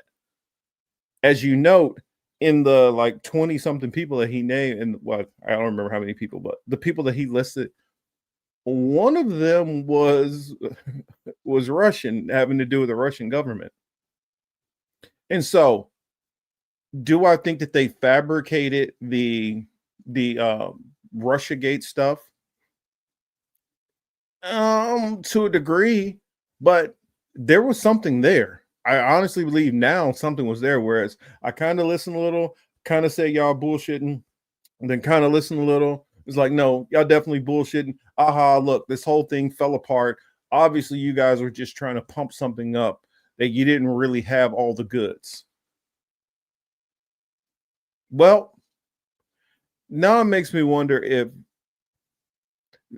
were they just hoping this stuff was in there and were bluffing and didn't have the evidence, or did they know this was there but they didn't feel comfortable producing the evidence because of the blowback that it would have had on other people?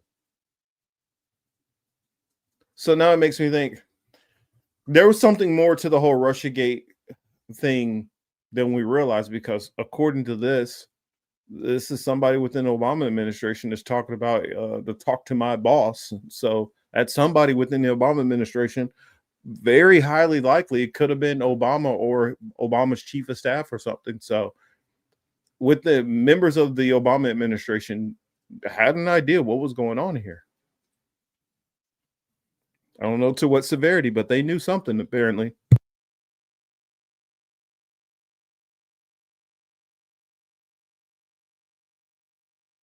End quote.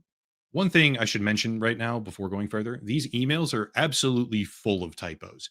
Epstein and multiple of the people that he regularly corresponded with had precisely zero regard for proper grammar. So if it sounds like near gibberish at times, that's just what the emails look like.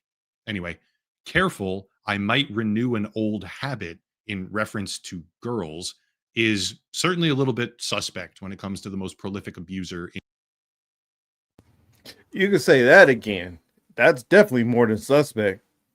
I mean, Who was he? And obviously, he felt the comfort with this woman to talk to her like that too. Hey, careful! You might bring back something that I used to be into. I'm like, ill. Like, it almost makes me wonder if this lady, this Kathy, went to some party or something and she knew how he got down. I don't know. It's just nobody, to me, nobody involved in these emails looks good. Nobody looks good to me.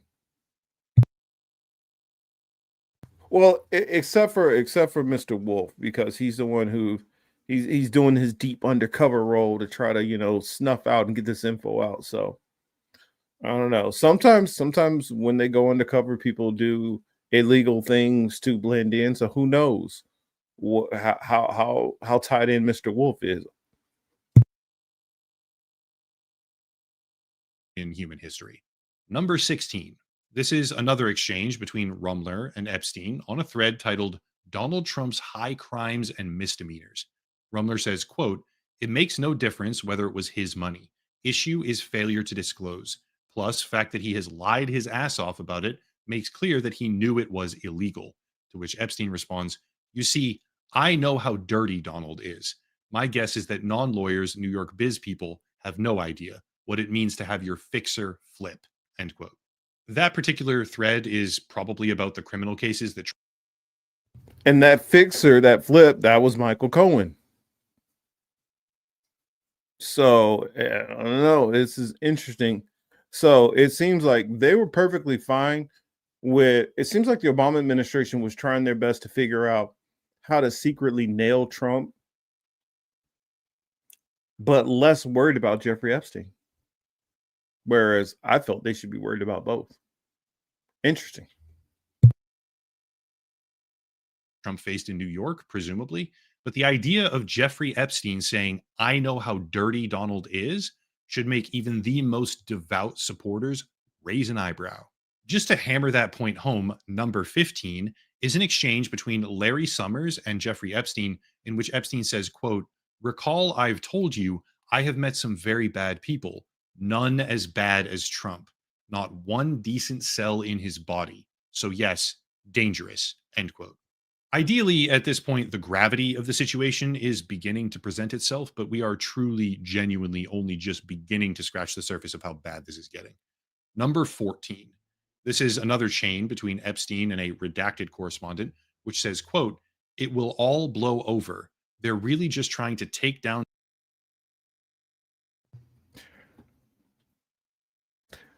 Wow. It's so funny when you hear them kind of confirm stuff that many people have been saying for a while, like how bad of a dude Trump is. And I don't know, it's mind boggling to me how MAGA can find a way to try to excuse damn near about anything. I think there's cracks in the surface to that, of course, but man, the level that people are still, I mean, Yonina brought it up asking me about Megyn Kelly, the lengths that people will go through to try to defend Trump, no matter what. I mean, I heard Amazing Lucas say when Trump made that comment that he can shoot somebody in the middle of Fifth Avenue. Sorry, he could shoot somebody in the middle of Fifth Avenue and get away with it. For me, Lucas said he kind of thought that was hyperbole. Not me. At that time, the first election, I was still living in Florida. And I knew like plenty of like Trumpers. And yeah, a good chunk of them, he could have told them anything. He could piss on their head, tell them it's raining, and they would have bought it because they were just that dialed into whatever this man says. Our God King can't lie.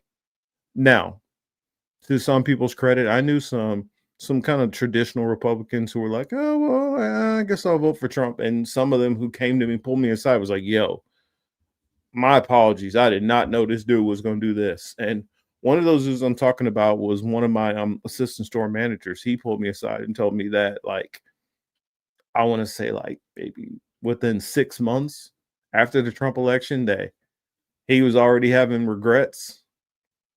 And I feel like that would go a long way if people could just say, you know what, hey, I probably shouldn't have voted for this dude. My bad, y'all. But I don't see nobody on the right. Most of the people on the right are, if they do stop supporting him, they'll just kind of slink away and not say anything. Kind of criticize this here and there, but kind of keep it quiet instead of being like, hey, y'all, I fucked up. That dude was a piece of shit. I don't know what I was doing thinking of believing him, because many of the people I know who lean to the left, who voted for Obama and were like, no, not a good thing. Many of them will straight up be like, yo, I voted for Obama for this reason and that reason. He was a complete fucking failure. He did not live up to our hopes and dreams. He did not give us the change that we all thought he was going to give. And they're perfectly fine with saying that. They're perfectly fine with saying, I voted for Biden. I didn't like Biden, but I had the option of Biden or Trump. What was I going to do? And I can go down the list. Like, most of the people who I've known, whether they would be like more of a just a standard normal Democrat to the centrist Democrat to the most far to the left person who is within the Democratic Party, or people who are not part of the Democratic Party who lean left but will vote either against Trump, or they'll vote hoping that they can get this one thing passed. Maybe it's reproduction rights, or maybe they think that people are going to come after the LGBTQ. Maybe they think that the SNAP benefits, whatever those things, are probably going to get cut under Trump. So whatever their reasoning was, many of them are perfectly fine with saying, no, I don't like Biden. I didn't like Obama. I don't like this person. But from the right, it's like pulling teeth to get any of them to just flat out admit, like, you know what? He's a piece of shit. I shouldn't have voted for him.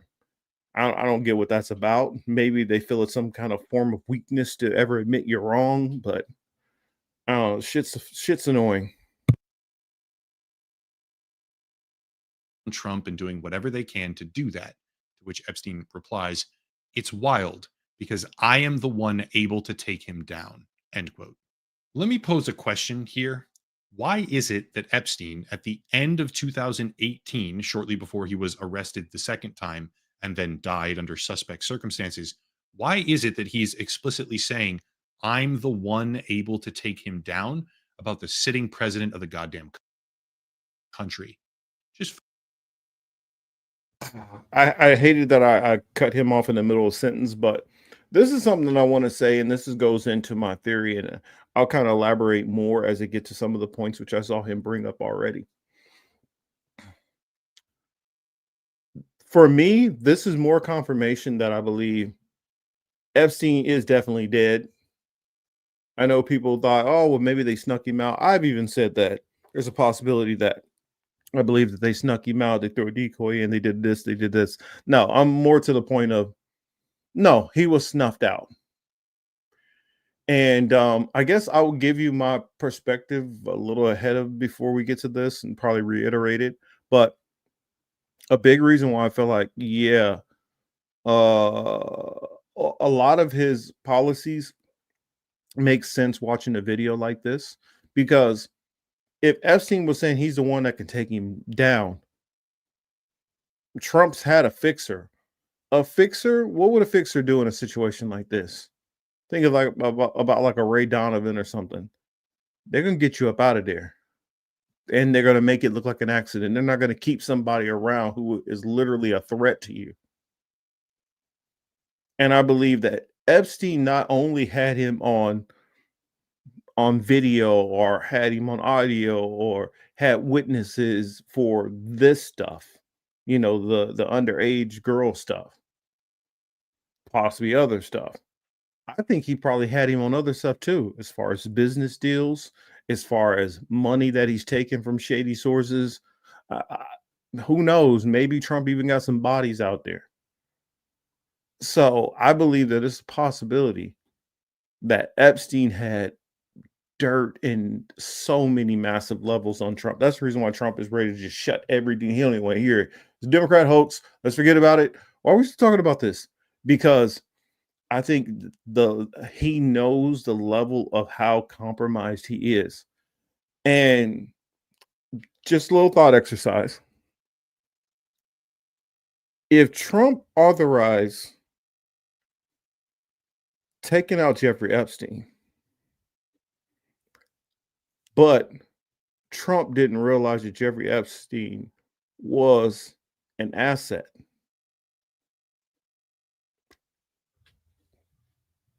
the people that he was reporting to could have said, well, you took out our asset. We didn't really give you the green light on that. So, what we're going to want from you is when I come and ask you for a check, when I come and ask you for military aid, when I need you to fly cover over my Iron Dome because we're in dire straits, you're going to do what I ask you in the future. You're not going to give me any problems because we got this proof right here that you got this guy taken out because you knew he could ruin you. Very compelling reasoning to take an Epstein out. Because for the people who are like, well, they need to keep Epstein so they can keep the... No, they don't. All they got to do is say, hey, this guy right here is now your new person to go to for all that. And I don't know, to those who remember, getting yourself a little baggy when it's illegal in your state, like as when I lived in Florida, it was illegal in my state to get a little bit of that green. Well, what happened if your guy got knocked and now you can't go to him anymore? A lot of times he might have left another name. Somebody else who's getting served through him might know somebody else y'all can go to. And what do? Y'all move on to the next person, no questions asked. You didn't need to have a new Epstein. They don't need to have Jeffrey Epstein. Okay, let that go. We'll bring in Mark Wintersberg. It doesn't freaking matter. They'll find somebody else to fill that role. Hell, they might even have somebody that they've been groomed to put into that place after the Alex Acosta stuff. But I digress. Let me get back to it. Food for thought. Now for an even crazier one. Number 13. How many people remember this right here? The weird Bill Clinton painting that Epstein had with a blue dress and red high heels? Anyone? Okay, well, keeping in mind that this painting was owned by Epstein and hanging in his Manhattan home, let's take a look at this particular email thread between Jeffrey Epstein and Mark Epstein, his brother, in 2018, which says, quote, "How are you doing? All good, Bannon with me. Ask him if Putin has the photos of Trump blowing Bubba. And I thought I had Cirrus. You and your boy Donnie can make a remake of the movie Get Hard. You mean Donnie T," end quote. For the sake of clarity right now, just in case anybody didn't pick up on this, he doesn't say if Putin has photos. He says if Putin has the photos, implying their definitive existence. And Bubba, by the way, is one of Bill Clinton's nicknames. I have absolutely no idea what these emails actually mean, but I can certainly see why the Trump administration is so very desperate to stop the release of the Epstein files. This is... I can't say for certain, but none of that sounded good to me at all. Let's read that again, what it says. Hey, you mean Donnie T? Yeah, you and your boy Donnie T can make a remake of the movie Get Hard. And I thought he had where is it? Ask him if Putin has the photos of Trump blowing Bubba. Now, what does that remind you of? Russiagate.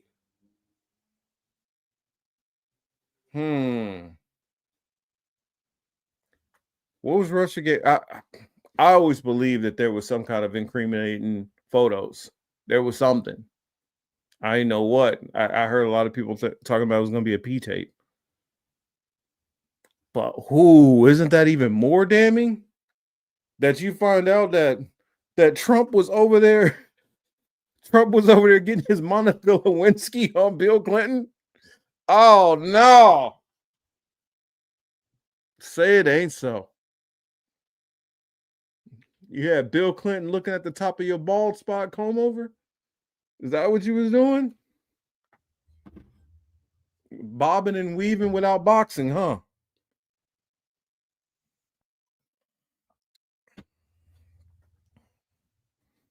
You moved to Mar-a-Lago, you became the mouth of the South. Mm. That's all I'm saying. I don't know. That don't sound right. Oh, I get you. Well, Putin's going to be tied up in it as much as keeping evidence against adversaries goes. That's the reason why Trump can't run over there and say nothing to Putin. You can't tell him a damn thing. But it shows more than likely them Democrats weren't lying, that there was stuff going on.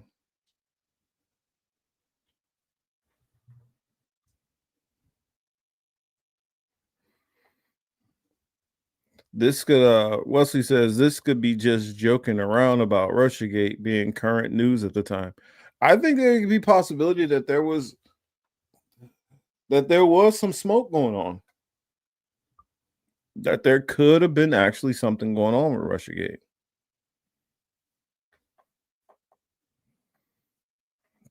Nina says Putin is definitely tied into this, and Hillary. That's why Putin and Xi don't respect Donnie when he comes to their summits. That could say a whole lot, because he sure in the hell don't be giving a damn. Now, I always thought that it was because United States really doesn't have leverage. They don't have any leverage to force him to do anything. But it could be this also. Like I always say, more than one thing can be true. And in most of these cases, in most of these situations, more than one thing is true.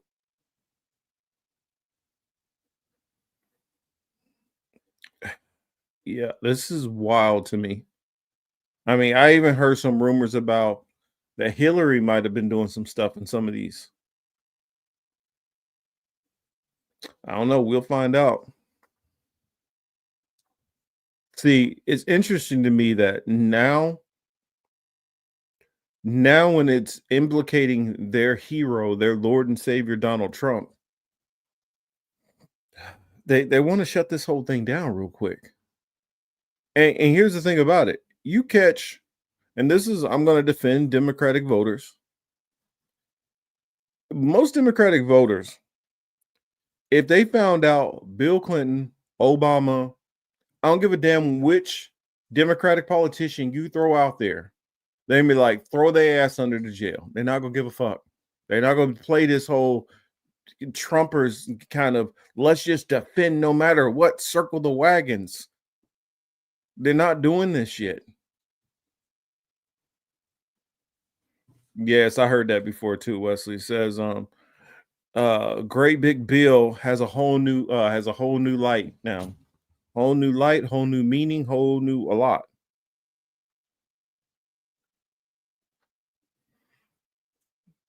It says Hillary, my neck, my back, Clinton. She was, y'all didn't go through Hillary email though. I did. I honestly always thought that Hillary was on the thought she was messing with women. So I never thought anything about Hillary, getting her cheeks clapped. But hey, from some of the stuff I've heard, it's a possibility that might have been going on. Oh, of course they gave a pass with Tara Reid. The reason why they gave a pass with Tara Reid is because of how much time it passed and because he was already the nominee. If that would have really hit, like before he, like I'm talking about if it hit mainstream media before he had already became vice president and all that, like I think because he had already became the vice president, they're like, we can't let the president VP go down.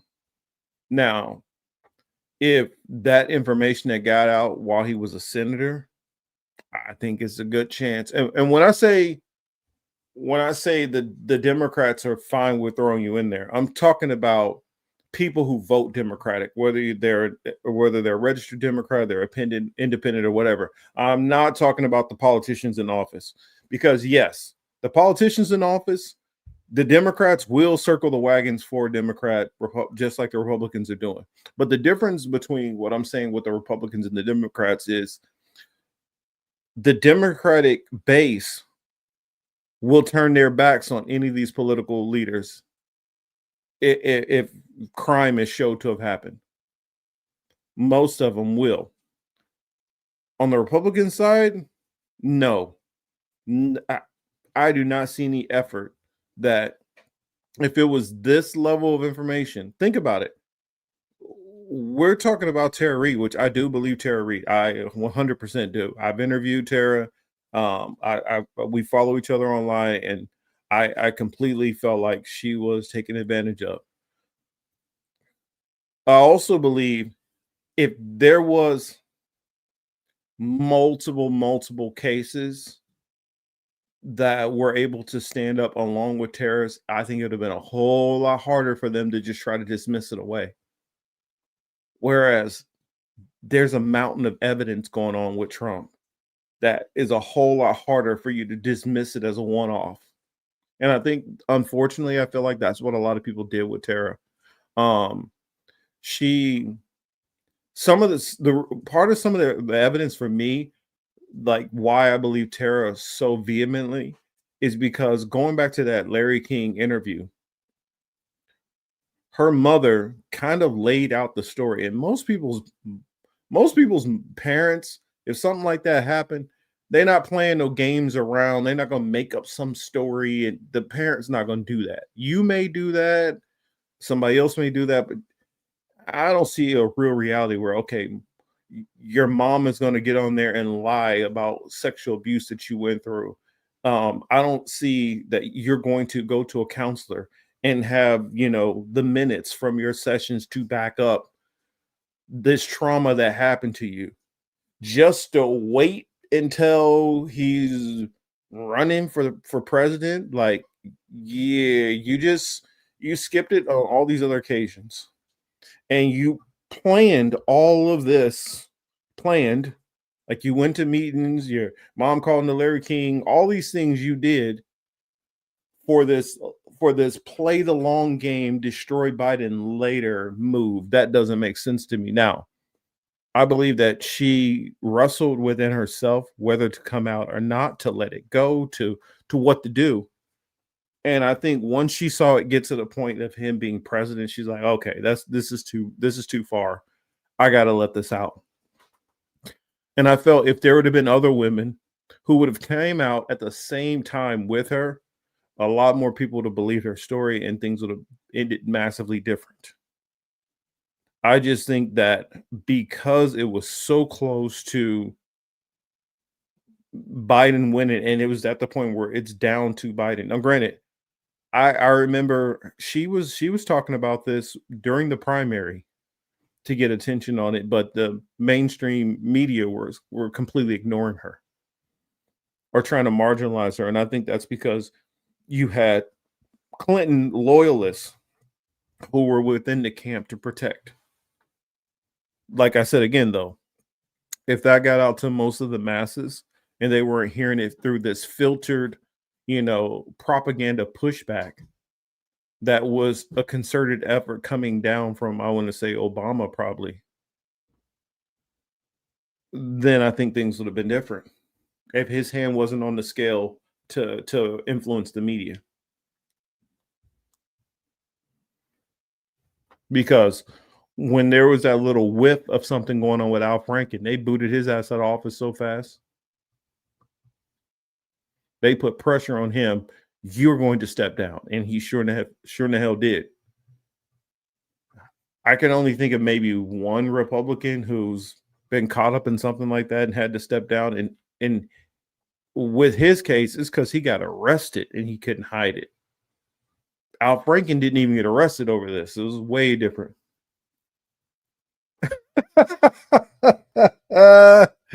Was ahead of his time.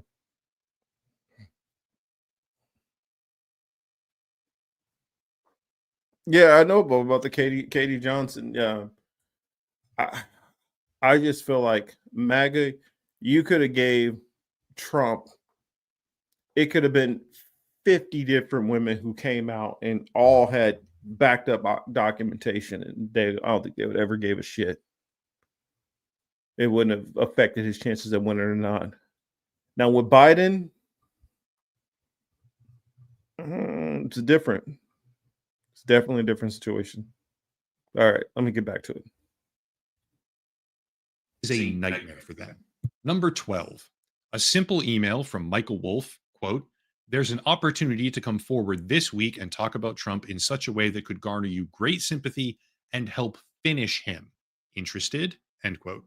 Number 11, this one is with Linda Stone in September of 2015 and says, quote, "Wondering if the fact that so many people are on antidepressant, ADHD, and other drugs is what makes Trump appealing and his flaws invisible. Will you have a cabinet position?" She's asking Jeffrey Epstein if he'll have a fucking cabinet position with Trump in 2015. After which she also says, "Do you think he can win? Speak, please. What do you think?" To which he replies, "Too far to tell. We will know much more come October 15th. But then, after she asks, "You still in Paris?" Epstein says, "Trump Tower." Keep in mind, we have been repeatedly told to believe that the two separated completely sometime in the early 2000s. But if that's true, why would Epstein's close friend be asking him whether or not he'll have a cabinet position while he stays at Trump Tower? Number 10.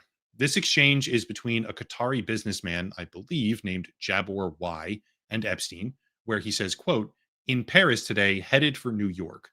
Trump gives many new things to do," end quote.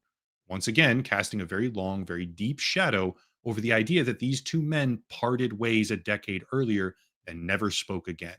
There's a lot of corroboration that that tale, that story, that talking point that they've been giving for like 20 years is not true. Number 9. Once again, Epstein and this Jabor Y person, quote, "Sorry, I just checked your email. What time you will leave to the airport? I hope you are in a better place now than New York. Sorry, yes, Palm Beach, all Trump people here." End quote. Again, 2016, all Trump people in Palm Beach, but somehow the president knows nothing about him and never spoke to him since 2004. None of it adds up. Number 8. This is between Epstein and Tom Barrack or Tom Barack, however you say that. Closely connected fundraiser and senior advisor to Trump's campaign. Just keep that in mind. This thread is from 2016. Quote, "Hope you are well. Photos look good. FYI, I receive many calls a week about both Donald, beauty contest, Mar-a-Lago, etc., and Clinton from reporters. Less so recently with Clinton, but my answers are always, I have nothing to say, or I try to ignore altogether. A few times I've been ambushed on the street with questions, but I am more careful now." Followed by, "Send photos of you and child. Make me smile." Sure, that could be innocent. Send a few wholesome family photographs, but A, this is Jeffrey Epstein that we're talking about right now, and B, this is communication about Epstein refusing to answer incriminating questions between him and Trump's own senior advisor in 2016. 7. Good old Landon Thomas comes back around here with an email exchange that appears to be warning Epstein, reading, quote, "He is digging around again. Not clear if it's another book or expanded paperback version. Was asking me all sorts of questions about why you hired Ken Starr. I told him I had no idea. I think he is doing some Trump-related digging too. Anyway, for what it's worth." End quote. Why on earth is a New York Times journalist warning Jeffrey Epstein and giving him a heads up that someone is looking into him and Trump? Why is that happening? And why is that happening at that time during that year? Number 6, Landon Thomas to Jeffrey Epstein, quote, "He is scaring the shit out of me now.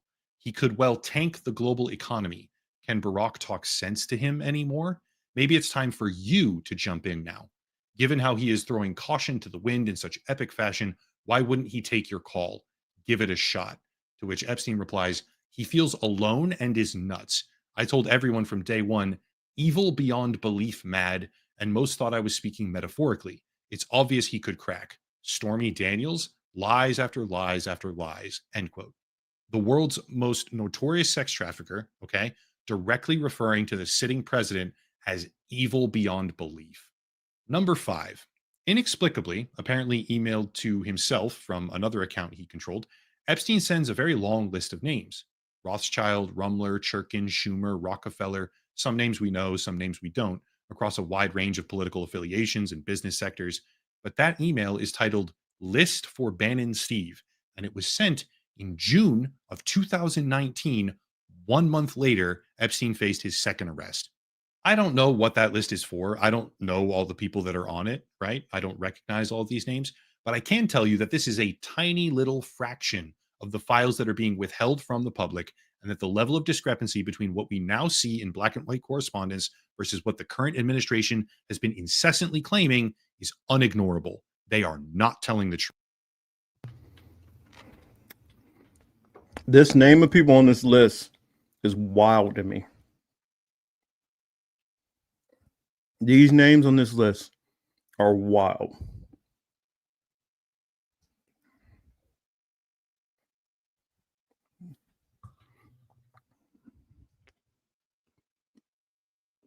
I'm telling you,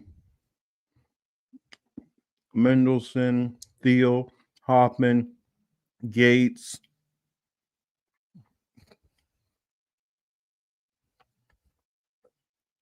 I want to say, what do you say, Rockefeller, Rothschild.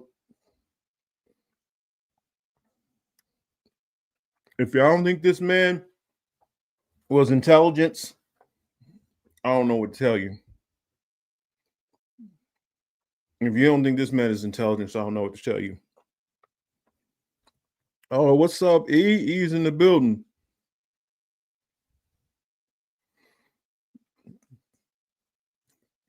Just like I was saying, I really don't think, like, for me, this honestly gives me the whole Epstein is gone. So for me, it kind of puts the nail in the coffin. I don't buy the whole they snuck him out of there and he's up and running again. You think he wasn't replaceable? Are we serious? He was replaceable. So I don't think that they needed Epstein per se to run this whole blackmail operation. They gave him the money, they built him up, and they could have disposed of him just as easily. But I don't feel like they disposed of him. I think Trump did. This whole America First, why he's instead of being MAGA, he's been MAGA. He's been Israel first. It's because I think Israel had all the dirt and they knew what he did. They knew that he took him out. And since they knew he took him out, they said, listen here, this is what you about to do.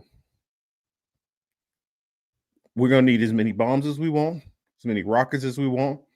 When they give us some problems over there and they're trying to go after them for war crimes, you're going to stand up. You're going to be the ones who's going to support us. You're going to give us political cover. You're going to give us money. You're going to give us finance. You're going to do what we need you to do. When we want to go into the West Bank and we want to steal that land too, you're going to do it and you're going to shut your mouth because we got you controlled. And if people are like, well, why was Biden doing it? Same reasons. Now, do I believe that they necessarily had Biden as far as dirt to get him? Maybe, maybe not. But I think more than anything, they said, yo, we got Clinton right here. And just the black eye. I think somebody like Biden and even Obama to a degree, the black eye that would have put on the whole Democratic Party as a whole, if you blasted Clinton and had all that stuff out, especially at that time, I think Biden would have folded. That would have been enough. Hey, you got blackmail on my party, that makes us all look bad.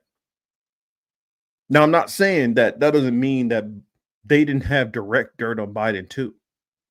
But I'm saying I believe just what we've heard about Bill Clinton alone, and maybe some of the stuff in there about Hillary Clinton was enough to leverage against Joe Biden. Oh, yeah, that's another thing, Warren. Yeah, facts. They probably got to Biden through Hunter. And like, I think even if they didn't have like that kind of dirt on Obama, on on Biden, I still think that there was enough financial dirt that Biden had out there that they probably had that information too. So I think the reason why Israel has the United States at their beck and call and able to do whatever they want with them is because blackmail. That's the same thing I think, and that's we have in here that Epstein was having this conversation with what was it, the Danish prime minister, just chatting it up with him like, you know, like they old high school buddies. Oh, I agree. Ain't no president clean. They won't allow you to become president unless there is dirt on you. And if there's not dirt, they're going to fabricate the dirt. If they can't fabricate the dirt, nothing is going to stick. They're going to make sure you disappear or that you have some accident. I mean, I still keep blanking on that one politician's name, which Karl Rove admitted, like while he was on his deathbed, that they literally got this young, pretty girl, sent her in there to hop on his lap and have the local media take all these pictures and then run with the story that this was like some little mistress or something that he had going on. Man didn't know this woman from nothing. But just because of how she walked into the scene and they made it look like something else, completely destroyed this man's political aspirations.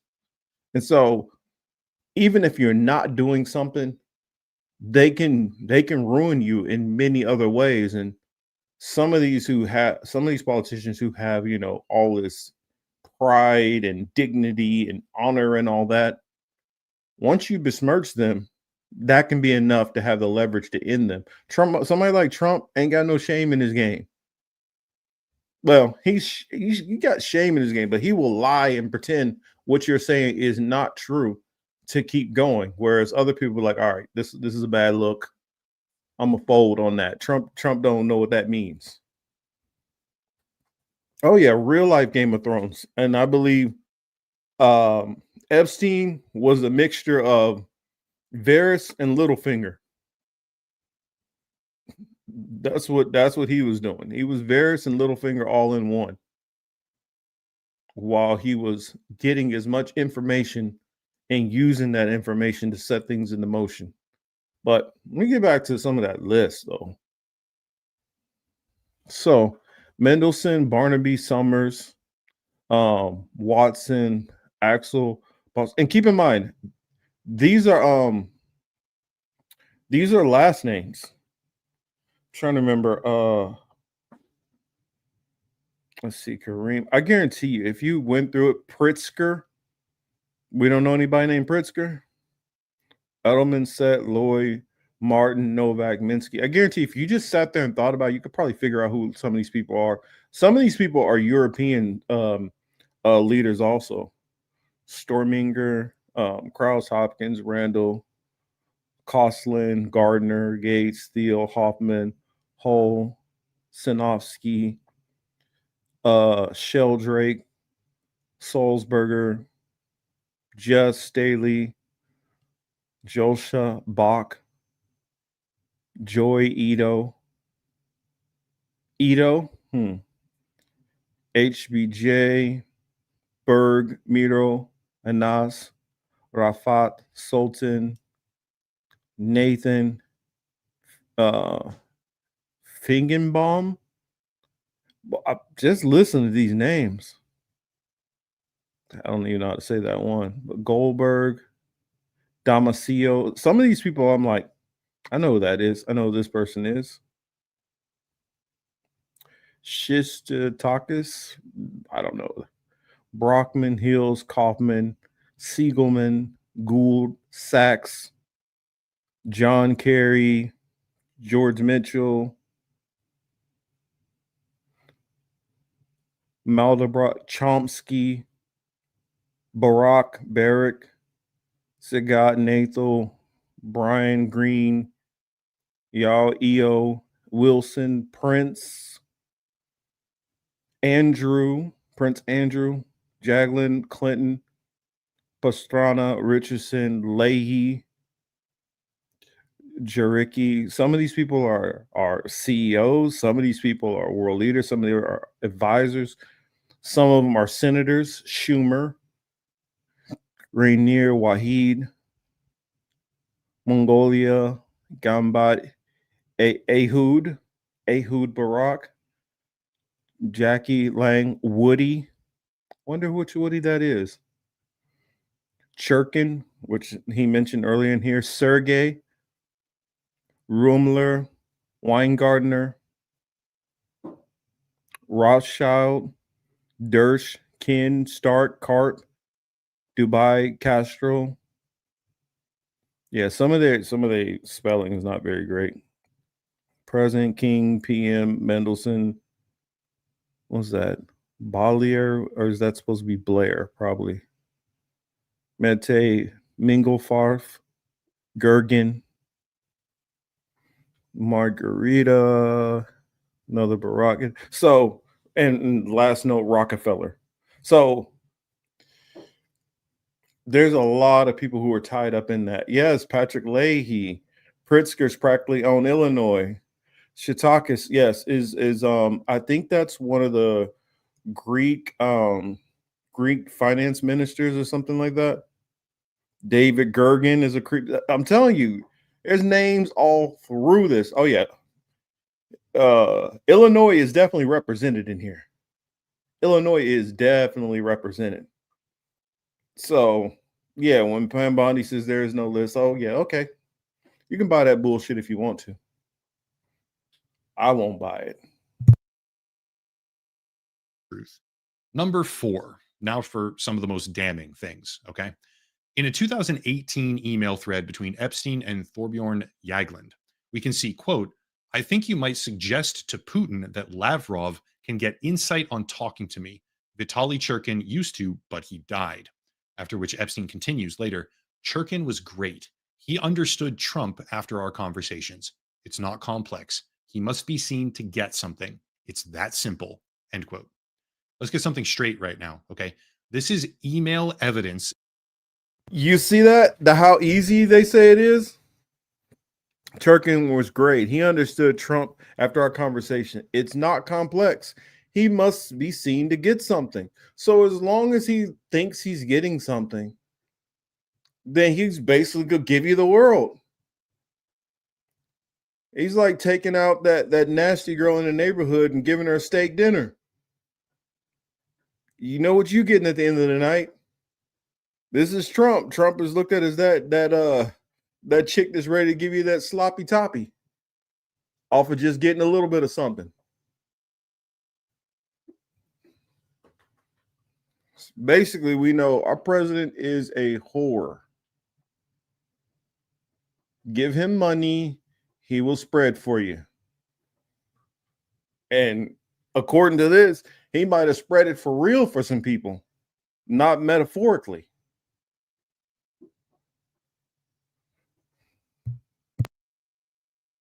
In 2018 of Jeffrey Epstein, who has repeatedly claimed explicitly to hold compromising information about sitting President Donald Trump, talking to the former Norwegian prime minister and saying that he coached Russia on how to handle Donald Trump. I don't care who you are or what politics or loyalty or affiliations you have.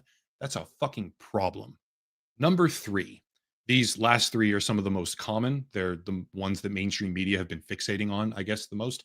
But there's a very good reason for that. From Epstein to Ghislaine Maxwell, quote, I want you to realize that the dog that hasn't barked is Trump. Virginia spent hours at my house with him. He has never once been mentioned, police chief, etc. I'm 75% there. To which Maxwell replies, I've been thinking about that, end quote. Number 2, email to Michael Wolff, quote, blank, Virginia Giuffre, we know that because of context now, blank worked at Mar-a-Lago. She was the one that accused Prince Andrew. Trump said he asked me to resign. Never a member ever. Of course he knew about the girls, as he asked Ghislaine to stop, end quote. And then lastly, number 1, the big cheese, from Michael Wolff to Jeffrey Epstein at the end of 2015, quote, I hear CNN planning to ask Trump tonight about his relationship with you. either on air or in Scrum afterwards. Epstein replies, if we were able to craft an answer for him, what do you think it should be?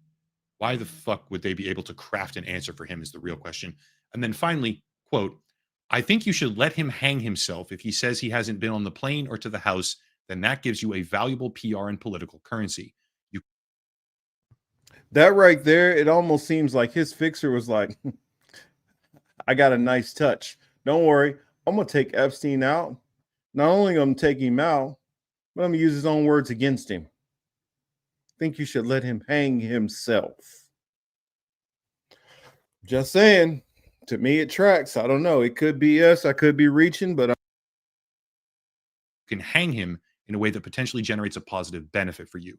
Or if it really looks like he could win, you could save him, generating a debt. Of course, it is possible that when asked, he'll say Jeffrey is a great guy and he has gotten a raw deal and is a victim of political correctness, which is to be outlawed in a Trump regime, end quote. Those 21 emails, okay, I'll just let people kind of mull over and unpack those for themselves. Those 21 emails, although in proper context, I am absolutely positive that there's more, let alone the rest of the files that are being suppressed and withheld, but by this overtly corrupt administration. Those 21 email threads, let's call them, are the notable standouts of the latest Epstein document release that I saw. And if you go back across the saga thus far, these emails make it abundantly clear, overwhelmingly clear, that pretty much everyone involved has been lying through their teeth the entire time, and that the truth is absolutely horrific for Donald Trump. Like I said before, this is a developing story across many months that I'll talk about to the bitter end over and over. But for now, that's it. If you want to support the channel, check out the links down below. A special VPN deal, locals and Patreon, channel memberships. like I said, the name of the channel is Upper Echelon. You should be able to see that U and E to be able to note the channel. Let's go to the main channel. Guess he's gotten some new subscribers. I'm going to go on ahead here and give him a subscribe also. That way I can check out some of his stuff. I saw he had an interesting one. Your remote coworker might be a North Korean spy. Interesting. The TikTok ban is Insidious Carnival. That was 9 months ago. But it looks like he has some interesting stuff. TikTok cyber weapon. Oh, well, a couple of them on TikTok, it looks like. Celsius Network. So he has some interesting stuff on here. So it's definitely a channel I'm probably going to look into more, see what he's talking about, because this one was the first time I've ever heard of them, and very, very good video. Went through a bunch of different things. Now, let's see. So let me go and close that one out. Of course, Yonina would already know about this channel, of course. Of course you would know. Yeah, I agree. Trump kind of sounds like a simpleton that's easy to read. Well, we saw that in his first term. When he went overseas, everybody would just like tell him flattering things and be able to get stuff out of him. And he's transactional. This dude will do, I think he would like, somebody gave him a price for his wife. He'd be like, how much are you offering? I think he's willing to sell anything. Anybody who is that willing to sell everything, that has no principles and doesn't really care. I don't think Trump stands for anything. So any person who doesn't stand for anything, doesn't have any, like, even a thief has to have a code. And can anybody tell me that Trump really has one? That's the reason why it's so funny to me watching MAGA flip on a dime and try to pretend how, well, I don't know if Trump is really America first. Bitch, he's never been America first. You motherfuckers are just stupid. I mean, I get like, and there's some people I know of who were skeptical of Trump. There are some people who are skeptical of Trump who have been like, you know what? But I think he can do some stuff. There's some people who are like, I just want him to shake up the system. But it's like, have you guys not been paying attention? I heard people talk about, well, Trump is a businessman and he's a billionaire, and well, why would he need more money? What billionaire do you know is just running around saying, I just want to give away my money for humanity's sake? Even the dumbass Elon, who was talking about, oh, in a benign scenario, we would have a high income. Shut the fuck up. You toggle between being the richest man in the world or within the top 3 easily for probably like the past 10 years, but yet you got some of your workers that you refuse to pay them a dime more. So if you won't even be the benign person within your own reality and you have the means to do it, what makes me think that the other billionaires are all of a sudden gonna be like, you know what? It just dawned on me. I don't really need $200 billion. I could just give some of this money to people. It's like, get the fuck out of here, dude. Who are you trying to bullshit? And that's the part. That's why I say that, dumb rich person is one of the most dangerous things ever. Because he's dumb enough to think that people believe it, the shit that he says. And then when he finds out that people don't believe him, or that they have a problem with him, he will use that massive amount of wealth to crush hardly anybody, and will be able to get away with being stupid because he makes too much money and could cost people their livelihoods if they decide to push back on him on anything. So this fool gets to be dangerous, and we all just got to treat it like this grizzly bear that has massive strength, that we're afraid that if we step out of line, it's going to destroy us. And of course, MAGA is coping. MAGA is coping. Now they're like, oh, you guys worried about those old emails? Those old emails? Exactly. Talk about it. Talk about it. They're talking about, oh, y'all worried about these old emails with Hillary. Y'all cared about every fucking email then. And that's my problem. One of my biggest problem with Republicans. The hypocrisy is so naked. It is so naked. You can literally have somebody do something and their first question is, what party do they belong to? Because then that decides how they're going to handle it. If it's one of their people, why are you guys tripping about that? Why are you making such a big deal? It's not that big of a deal. And then let it be the other side. And, oh, they want to run them to the gallows. They're ready to go get a rope instantly. That's why, and it blows my mind. They're like, why don't black people come off the Democratic plantation? You bitches ain't offering us shit. Also, you're the most flippant. Like, I honestly believe, like, Democrats will at least pretend to be your buddies and they'll hang out with you and have a good time, but they're not going to help you get anything done. We'll keep you around and, oh, that's such a cool dance you guys taught me. And, oh, these ribs are so good. And they'll hang out at the cookout and have a great time with us, having no intentions of doing anything to actually help us. But on the other side, Republicans, you guys don't even like us, but you just want us to come over to your side for some reason. I mean, at least the Democrats pretend to like us. I mean, I believe that they do to some degree like us, even though they have no intentions of ever helping. But Republicans, y'all don't like us at all. Y'all like majority of the party will tell us that very forcefully. And yet you somehow want us to get off the Democratic plantation, which I'm not a Democrat, but you want black people to have more of a problem with the Democrats than you guys. When you show us your disdain for us on a regular. I don't know, it's mind-boggling to me.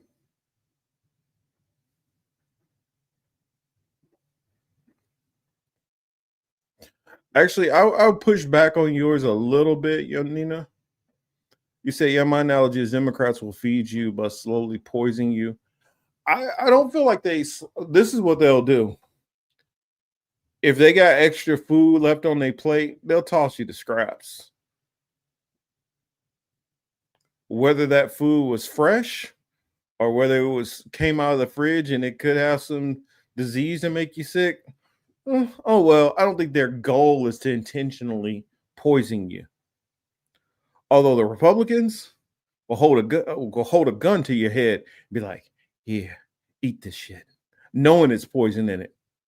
That's the difference. I feel the Republicans are trying to harm you. They want harm on you. Yes, they want you to suffer. They want you to feel pain. That's their goal. Whereas Democrats is just benign neglect. They're like those women who leave a damn kid or animal in the car when it's 110 degrees and go in the store and on the phone and not giving a damn while the kid is out there fighting for their freaking life. And they're like, oh goodness, oh shoot, I forgot my baby's in the car. I better hurry up. That's them. I don't think that the Democrats have a will to try to hurt black or brown people. I just think that they don't care. They really just don't care. If somebody says, hey, well, we like to sell this product in this area, and the side effects is it could hurt some of the people here, and they're like, damn, that sucks. But how much money are you going to pay me? Well, I'm so sorry. I'll make sure to light a candle for you. You know, the harm I'm doing. Whereas Republicans will let you know, oh, it's going to hurt them? Oh, cool. That's a plus. Sweet. Well, both sides suck. I definitely agree.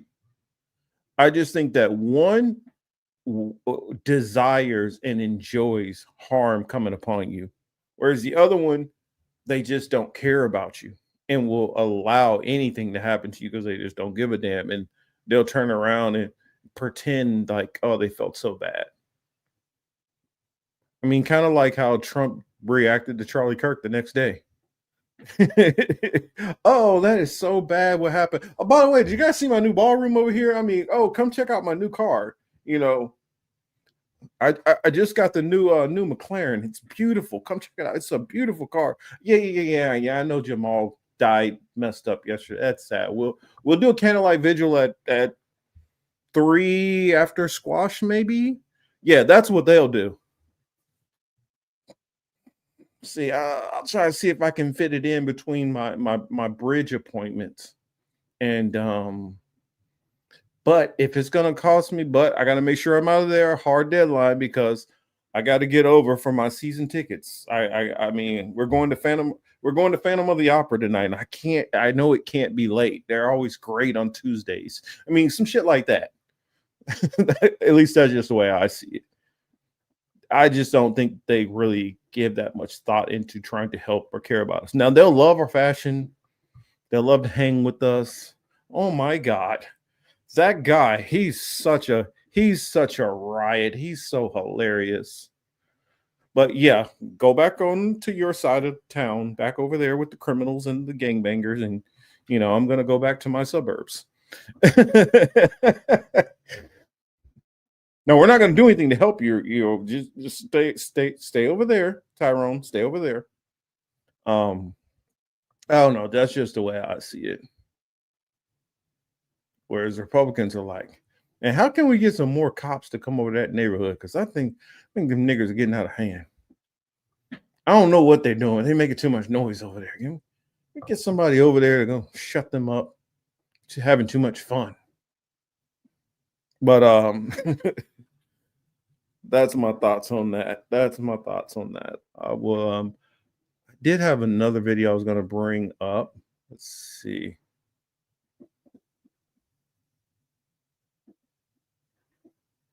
Oh, let's throw, since we're throwing some funny stuff in there. I thought this was kind of funny. So y'all, I don't know. This is one comedian. Do enjoy his work quite a bit.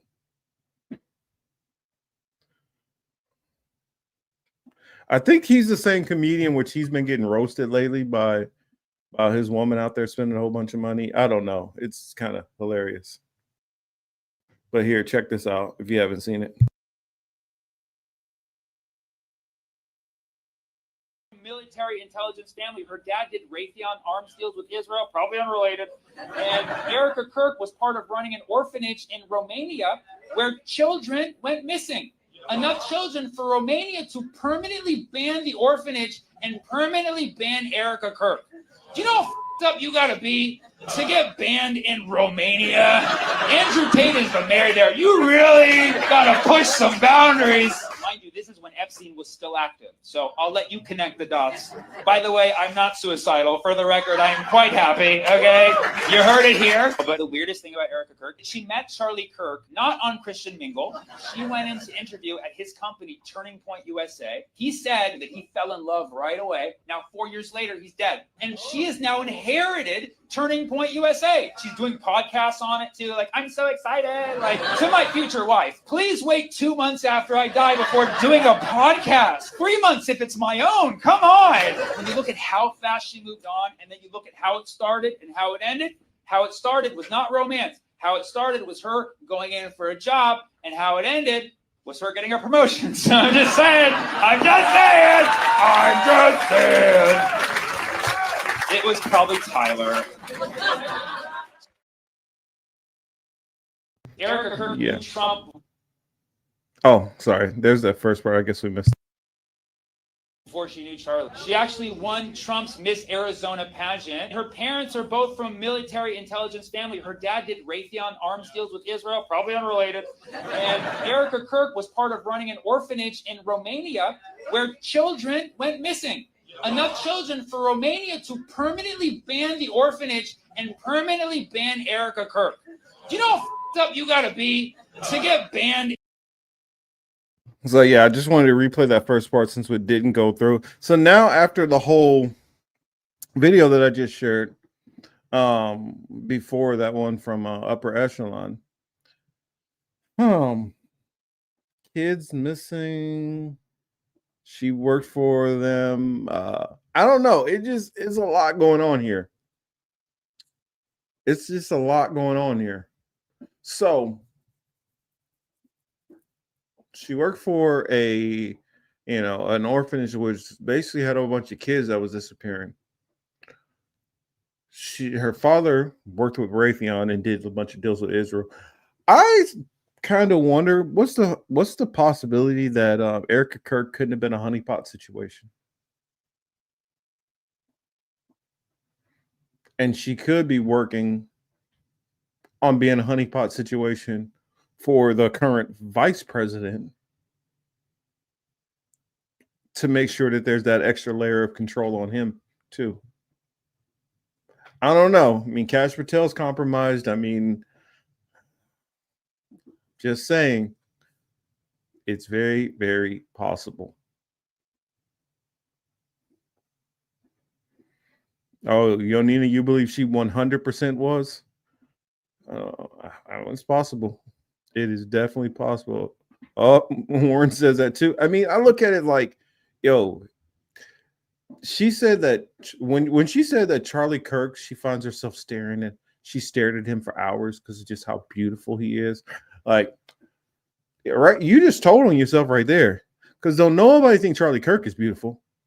You lied too much. Like you could have tried to be a little bit more convincing and be like, I just admire him so much. I just find myself looking like, wow, the way your mind works is beautiful. But trying to say this man is beautiful, like, nah, ain't nobody buying it. Not even that he's brilliant. I don't think anybody buy that either.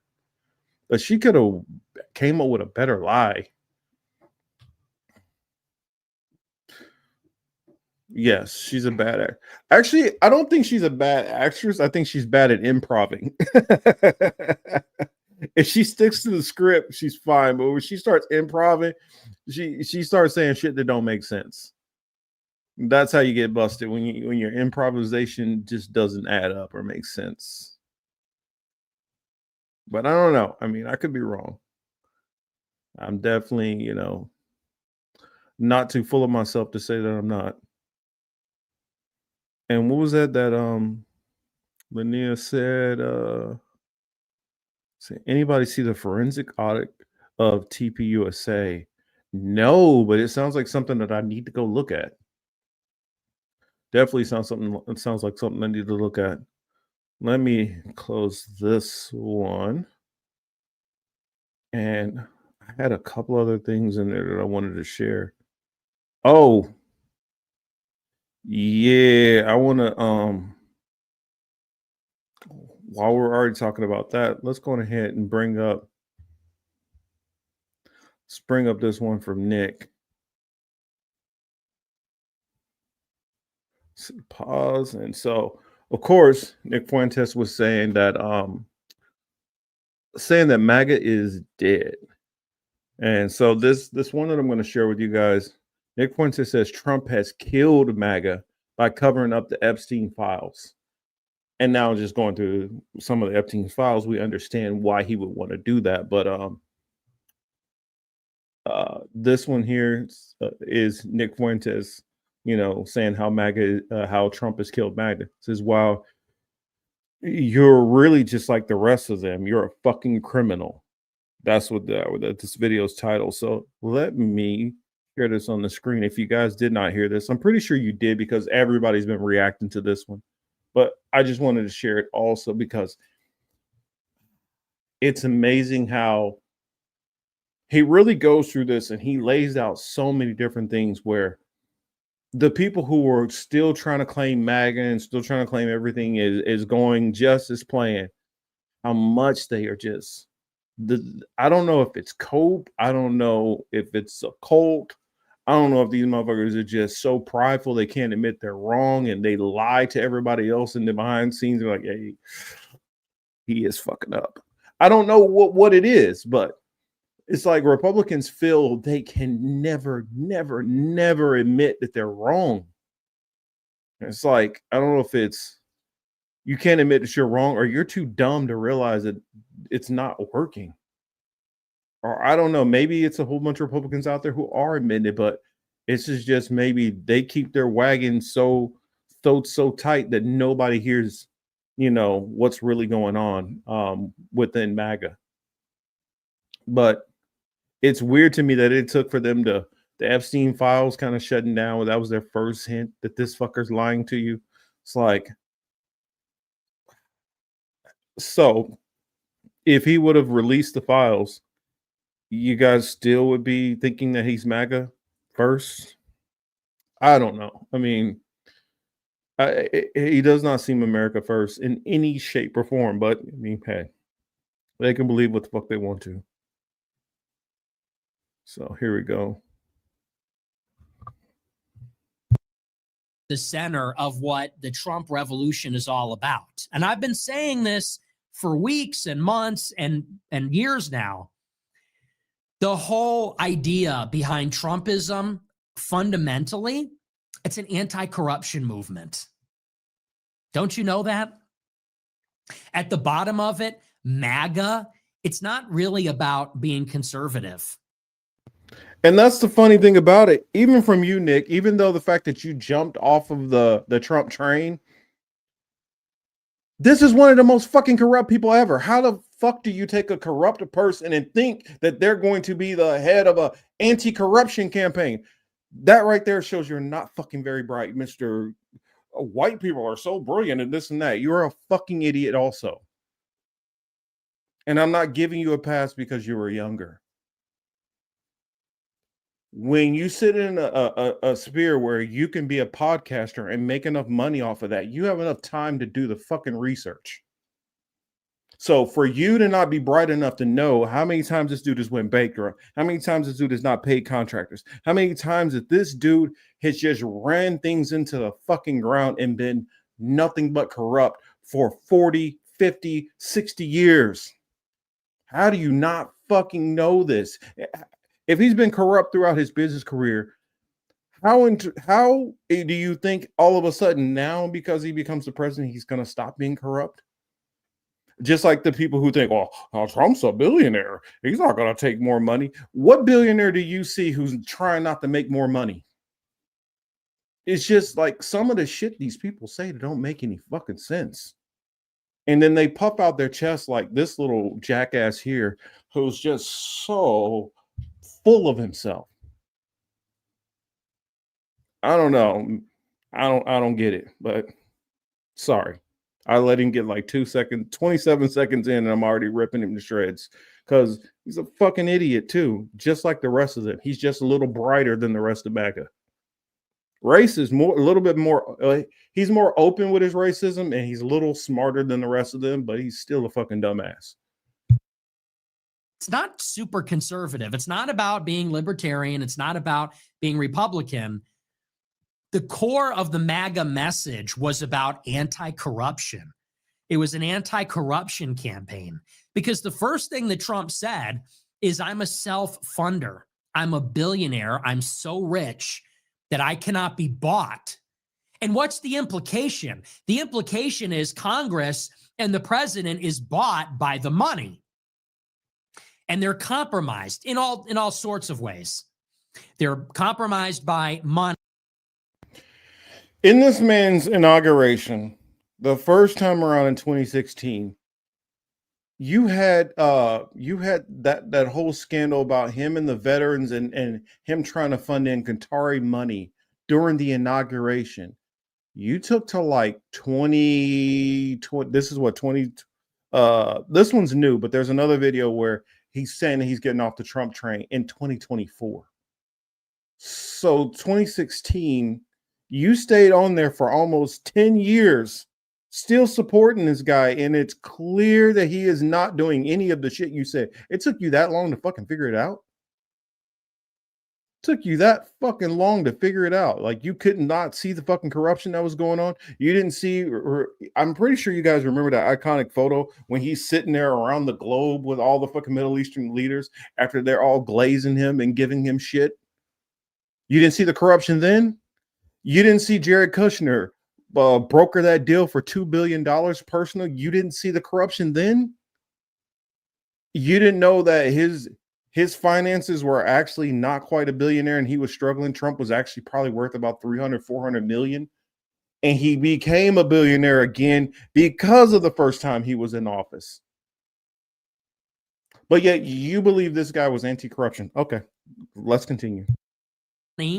And the quid pro quo, those expectations, they're compromised in other ways by blackmail. They're controlled by the media.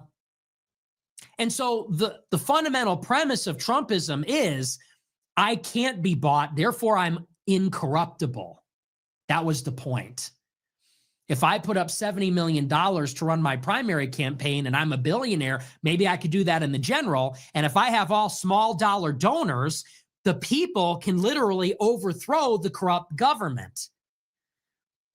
All the super PACs, all the billionaires, all the money will be against. But if we have one billionaire and a ton of small dollar donors, and maybe some like small business owner, millionaire types, then maybe we really could have a president that isn't beholden to anybody. Even if Trump was this benign figure, let's say he was this benign figure, do you know how much money and lobbyists is circling DC?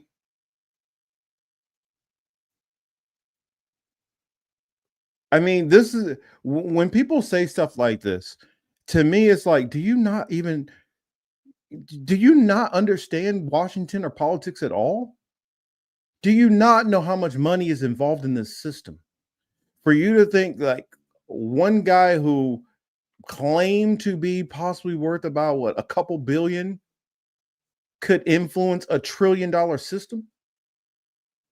You think Donald Trump has more sway and motivation than a Jeff Bezos and a Mark Zuckerberg, than a Elon Musk? Then I mean, you can go down even a Warren Buffett. You know, you guys talk about George Soros. How many people is George Soros influencing in your mind? And you thought Trump and what, a couple million, what, let's say what, 100 million, 200 million? I mean, you know how much Bloomberg put into the 2020 election on his own? 70 million. What the fuck is that? And then how much of that money did Trump recoup from taking those small dollar donations and putting them in his own fucking pocket But you can't see any of this because you're no better than the rest of the other cult members. You're just a tad bit smarter than the rest of the dumbasses. So that's actually central to the MAGA message. This idea of draining the swamp, it's not like it's one among other things that's critical. And Epstein epitomizes this problem because what is the Epstein playbook? He's got a private island. Why? So that he controls who goes there and he can see everything and record everything that happens. That's the point. There's no jurisdiction. He wasn't just doing that on this island. He did that from his place in Palm Beach, this place that he had in Palm Beach County. He did that in New York also. He had cameras in all of those places. So he didn't need the island only to do that. He did that in multiple places. They don't even talk about his other places throughout the country. I'm pretty sure he had spots in LA. I'm pretty sure he had from one of the things, I think he had something in New Mexico also. I'm pretty sure he had multiple locations. So he didn't need the island to only do that. He just used the island so that all of these wealthy people can travel to this place and be able to do it all at the same time, or have big giant galas for only them with not as much heat. But these people were coming through his house all the time doing all this crap. So I don't get what you're talking about, like he needed the island. See, that's the thing. These Trumpers really just, they're so blinded in tunnel vision that they honestly believe all the elites, they're all Democrats, and we just need to shut them down, and the right is good and the left is bad. And when you think in these little binary childlike way of seeing politics, you're never going to see the whole picture. Especially when you can't, like, if you're to the left and you're a Democrat, you need to be able to look at your side and criticize that and go after your side at all times. Whenever they step out of line, call them out. That's the only way you can be credible. But the problem is, majority of the people on the right refuse to see anything wrong on their side. And that's the reason why so much wrong goes on their side. It's pervasive. At least I would say people who lean towards Democrats, they know they know what's going on. They see the corruption. They don't try to make excuses for it like Republicans do. Again, I'm not making a defense of Democrats. I'm saying and when I'm talking about Democrats, I'm talking about the people, not the politicians. Most of the people who are on the left of center, or Democratic, socialist, communist, all that, they all see it and they all scream about the corruption. Pretty much the only people who I will give credit who screams about the corruption on the right, and we'll call it out on the left also, will be probably some libertarians. But the bulk of the rest of the Republican, of the right, the conservatives, the evangelicals, all the rest of these people, none of them will call out shit on their side. The only ones I'll give credit to is libertarians. He's got a private island. He's got his townhouse in Manhattan rigged with cameras and microphones. Why? He's in bed with the Israeli government, the British government, the American government. His entire operation is to entice and induce powerful people to let their guard down so that he can compromise them with blackmail and then control them on behalf of some entity. Who even knows? Probably Israeli intelligence, but honestly, who knows? Maybe he's a mercenary. Maybe he worked with Israeli intelligence and British intelligence or the CIA. Most likely Israeli intelligence. But that gets to the heart of why people don't trust the government. Because people have this idea that the reason America is losing, why are we powerful and rich, but the country's getting worse? It's because of the leadership. The leadership is steering us into the rocks because they're being manipulated. They're being controlled with money or blackmail or by shadowy forces. And so the whole Trump revolution was saying, let's turn the lights on. Let's put this. And how do you get a guy who is so corrupted by all of this stuff, who was the best friend of the guy who's been doing this stuff for all these years is the guy you think is going to end it. You see what I'm saying? You started off with a faulty premise from the very beginning. You took one of the most corrupted people in the system, one of the people who got the most dirty hands in this process, to think he's going to clean it up.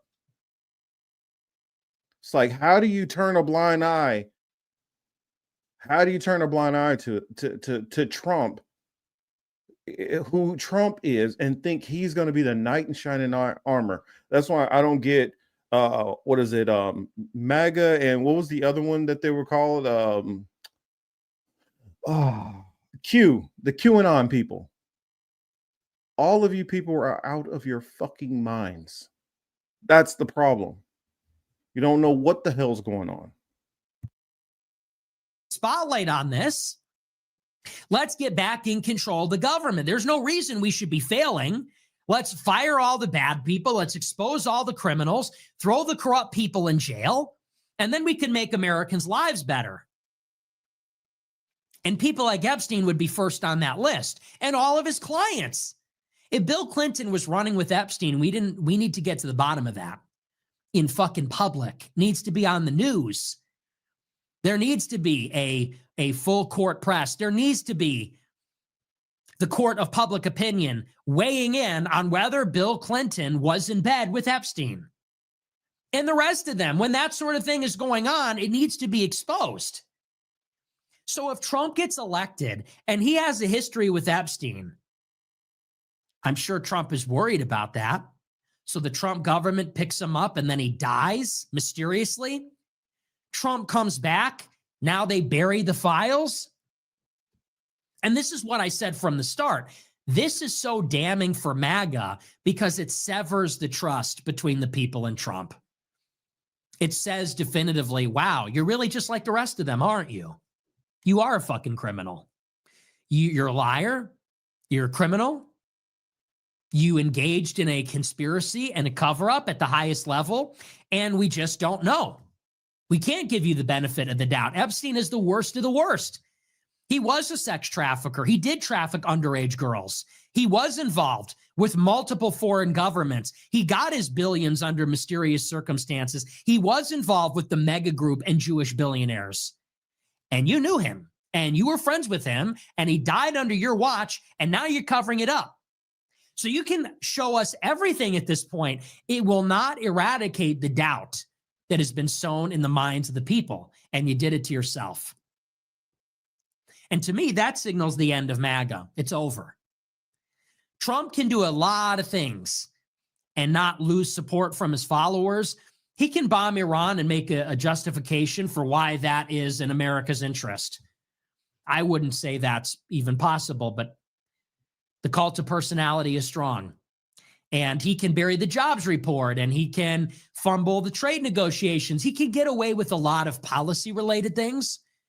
There's a lot of room to say that it's hard to reform the system or that people should manage their expectations. But something like this, something so ugly and which so epitomizes the corruption of the system, which he swore to fight against, for him to be caught on the carpet like this, lying to everybody, how do you come back from that? And that's what's going to happen next week, is Ro Khanna and the Democrats and Thomas Massie and maybe 100 Republicans are going to vote to force the DOJ to release all the files, and who knows what we're going to find. And how ironic. Ro Khanna couldn't get that done, but what he did do is go to the estate and got it anyway. And there's going to be more and more stuff coming out. And because Trump hid this, because he tried to not be honest about it, it's going to be even worse. It's going to be even worse. Let me see. Let me pull up that other one too. That's just one of the videos that I wanted to share. I want to show you this one too, because this was Nick. Israel's the greatest country in the world. This was him in 2024. And it's funny to me because at least then he was trying to scream about it. But for me, if you couldn't see that shit from the beginning, you're just as dumb as the rest of them. You're just as dumb as the rest of them. I'm not cutting no slack. You don't get credit because, last year you finally saw the corruption. I was telling y'all about I was screaming about the corruption from damn near day one. Trump is literally the most corrupt president we've ever had by a long shot. There's nobody even. Number two is not even on the same page. It's almost like our military spending. There's no other country even in our league with military spending, and that with Trump's corruption, he's in a league of his own. But here, let's listen to Nick, and I think this is what May 2024, something like that. I don't know. Anyway, this is in 2024 what he was having to say. And he was showing that, yes, at least a year ago, he got off the Trump train, but took you way too long. Most important election for Israel. And now Ben Shapiro and Howard Lutnick and Jared Kushner and all the usual suspects, now they're all on board. It's over. MAGA is dead. If Ben Shapiro is supporting Trump, that means MAGA is dead. If Ben Shapiro is voting for Trump and hosting fundraisers for Trump, and Trump is going on his show, you know that means it is no longer America first. You know that means that Trump is just the latest in a long line of Israel first neocons. I don't think that was true in 2016, but it is true now. And for that reason, I will not be voting for him. And people say, well, wouldn't it be worth it to see liberals get mad? No, because Ben Shapiro will be happy. And if Ben Shapiro is happy, it can mean only one thing: war in the Middle East for Israel. Foreign aid for Israel. It means that America will be put last. People say, well, so what? That's one issue. It's not one issue. It's a foundational issue. You are either loyal to America or you're loyal to some other country. That's it. That's not one issue. That's everything. You can only serve one master. You can only be loyal to one nation. Are you loyal to the country you're elected to represent or some other country? And that's the problem, is that in the United States, our leaders are not loyal to America. At the root, that is the problem.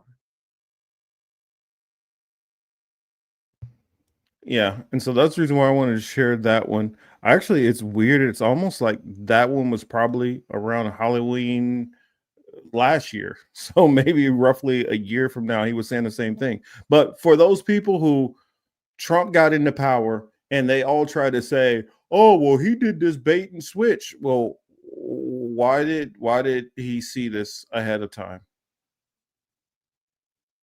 Why did he see? Oh, I guess, wait a minute. This one is. No, I guess, yeah, this one was before the election. He saw this even then too. But all these people are like, oh, well, he did this bait and switch. No, he didn't do a bait and switch. He didn't do a bait and switch at all.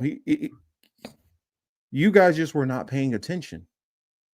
And what you did is you say, you know what, instead of paying attention to what he's doing, instead of paying attention to the moves that he's making or the things he tried to do that he didn't get done, what you did is you said, oh, well, economy was better the first time than when Biden was in there. But you didn't weigh anything in.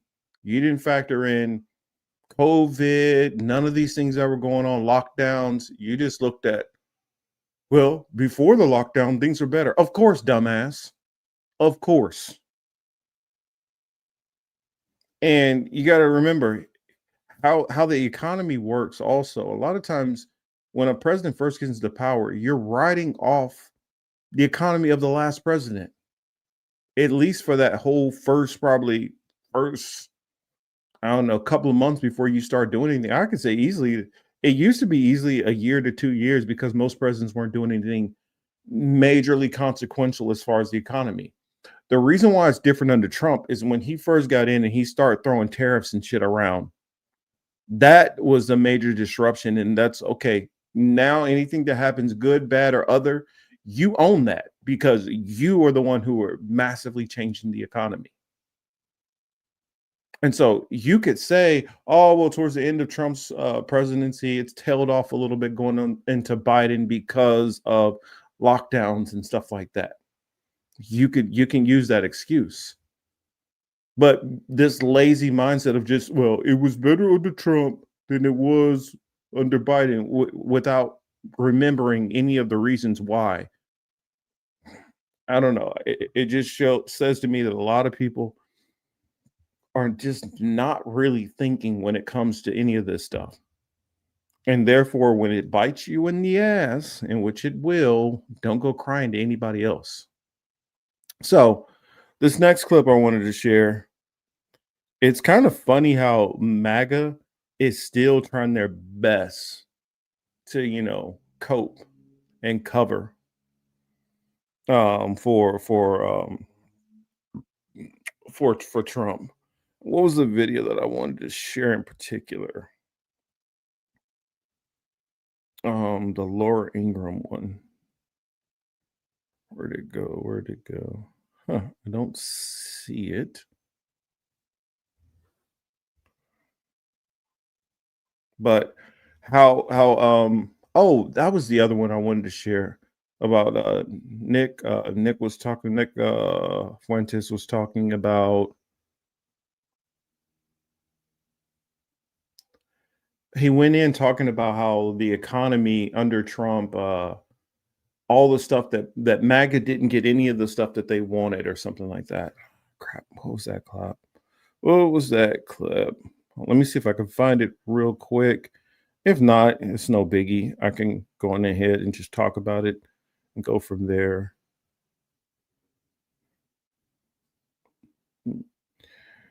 Fuentes on Trump.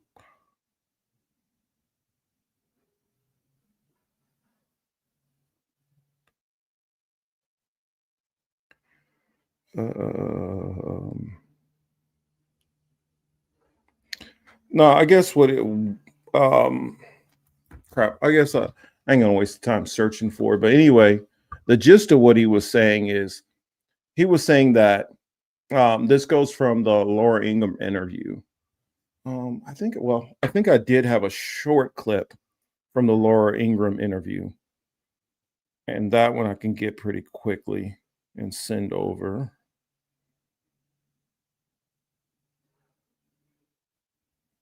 Let's see.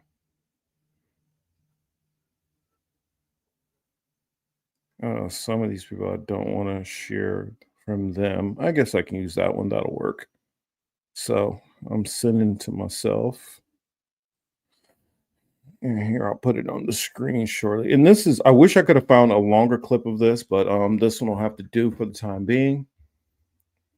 Because there was more that he said in there, but it was one thing in particular that Trump said that I was like, wow, really? Is that how you feel about it?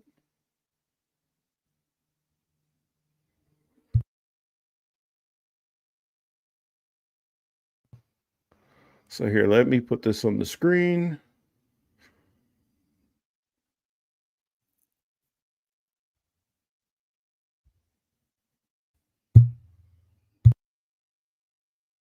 Going ahead and suing the BBC? Well, I guess I have to.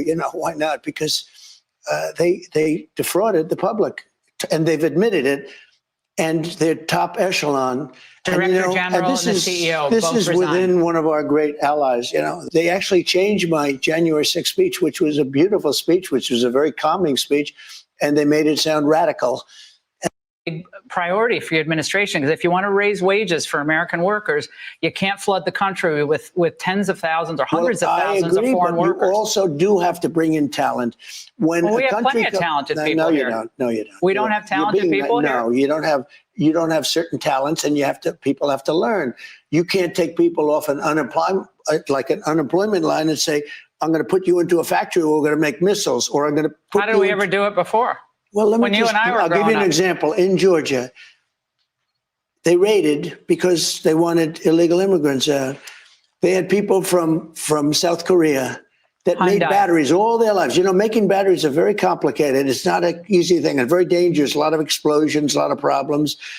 They had like 500 or 600 people, early stages, to make batteries and to teach people how to do it. Well, they wanted them to get out of the country. You're going to need that, Laura. I mean, I know you and I disagree on this.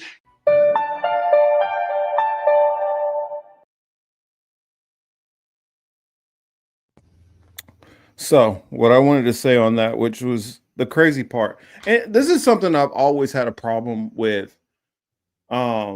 When people who make this claim, like we don't have workers which are trained. No, we don't have workers who have the piece of paper that you want. You can get people in there and you can train them on the job to teach people how to do things. You don't need to always have somebody who has a 4-year degree from whatever and 2 years experience from this. Get somebody in the position, fucking train them, and that's it. People are competent enough to be able to learn on the job.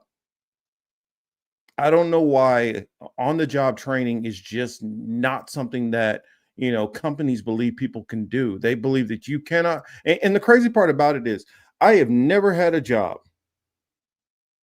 I've never had a job where whatever training I had from the previous field, I just walk right in and that's what I use. Every job I've had to do on the job training at that job.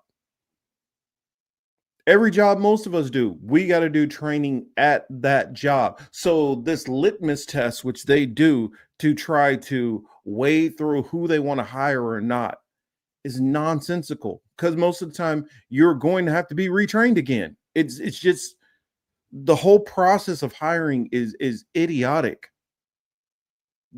Basically what it is, well, we got 300 people here. How do we weed through people to figure out who we're going to hire?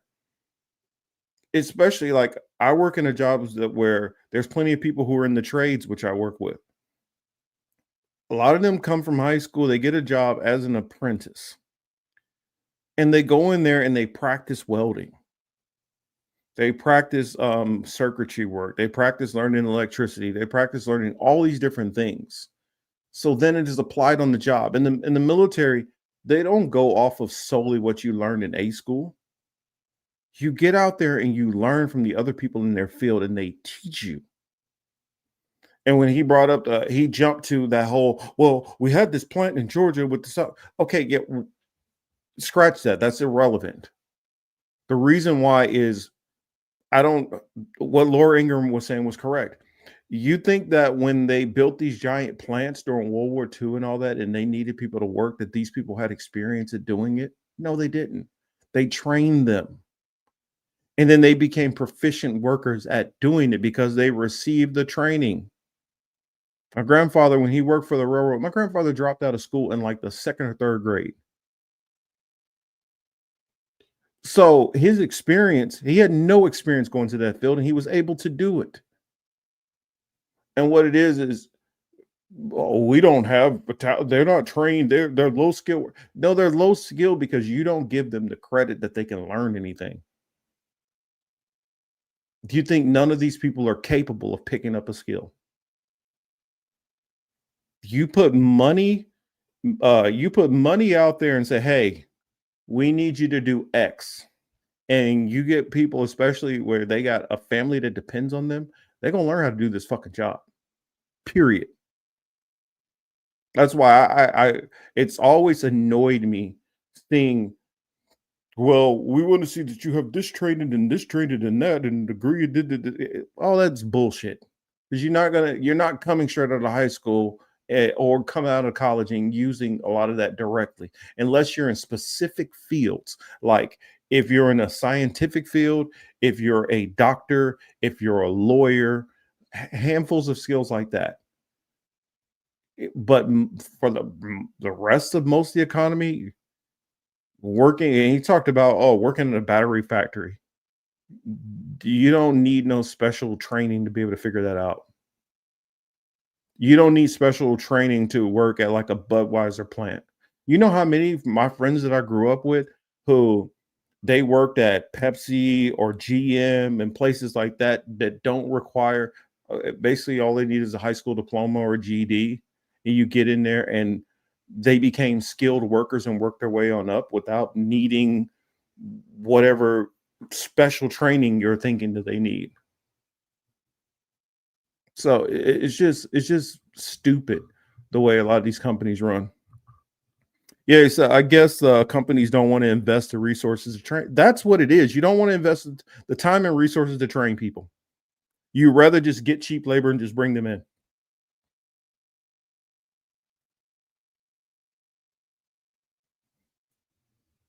Yeah, but even if they drop the cost of college, you know how many people get hired into jobs with a college degree that has nothing to do with the field they're working in?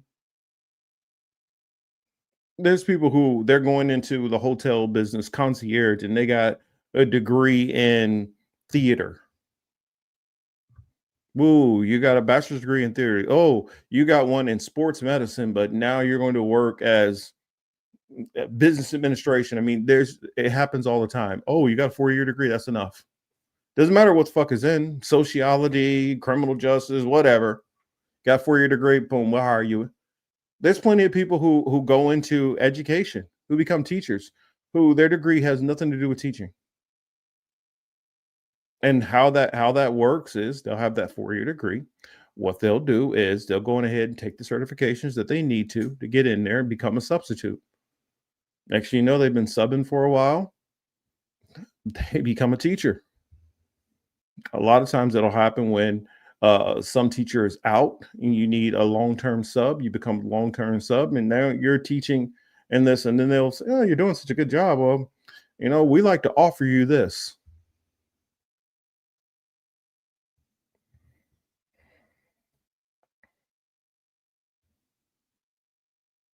Yes, billionaire yuppies do not think the average person has any talent, and they weigh so heavily on college and having a piece of paper that they don't believe that without that piece of paper you are anything. I despise that freaking piece of paper. So,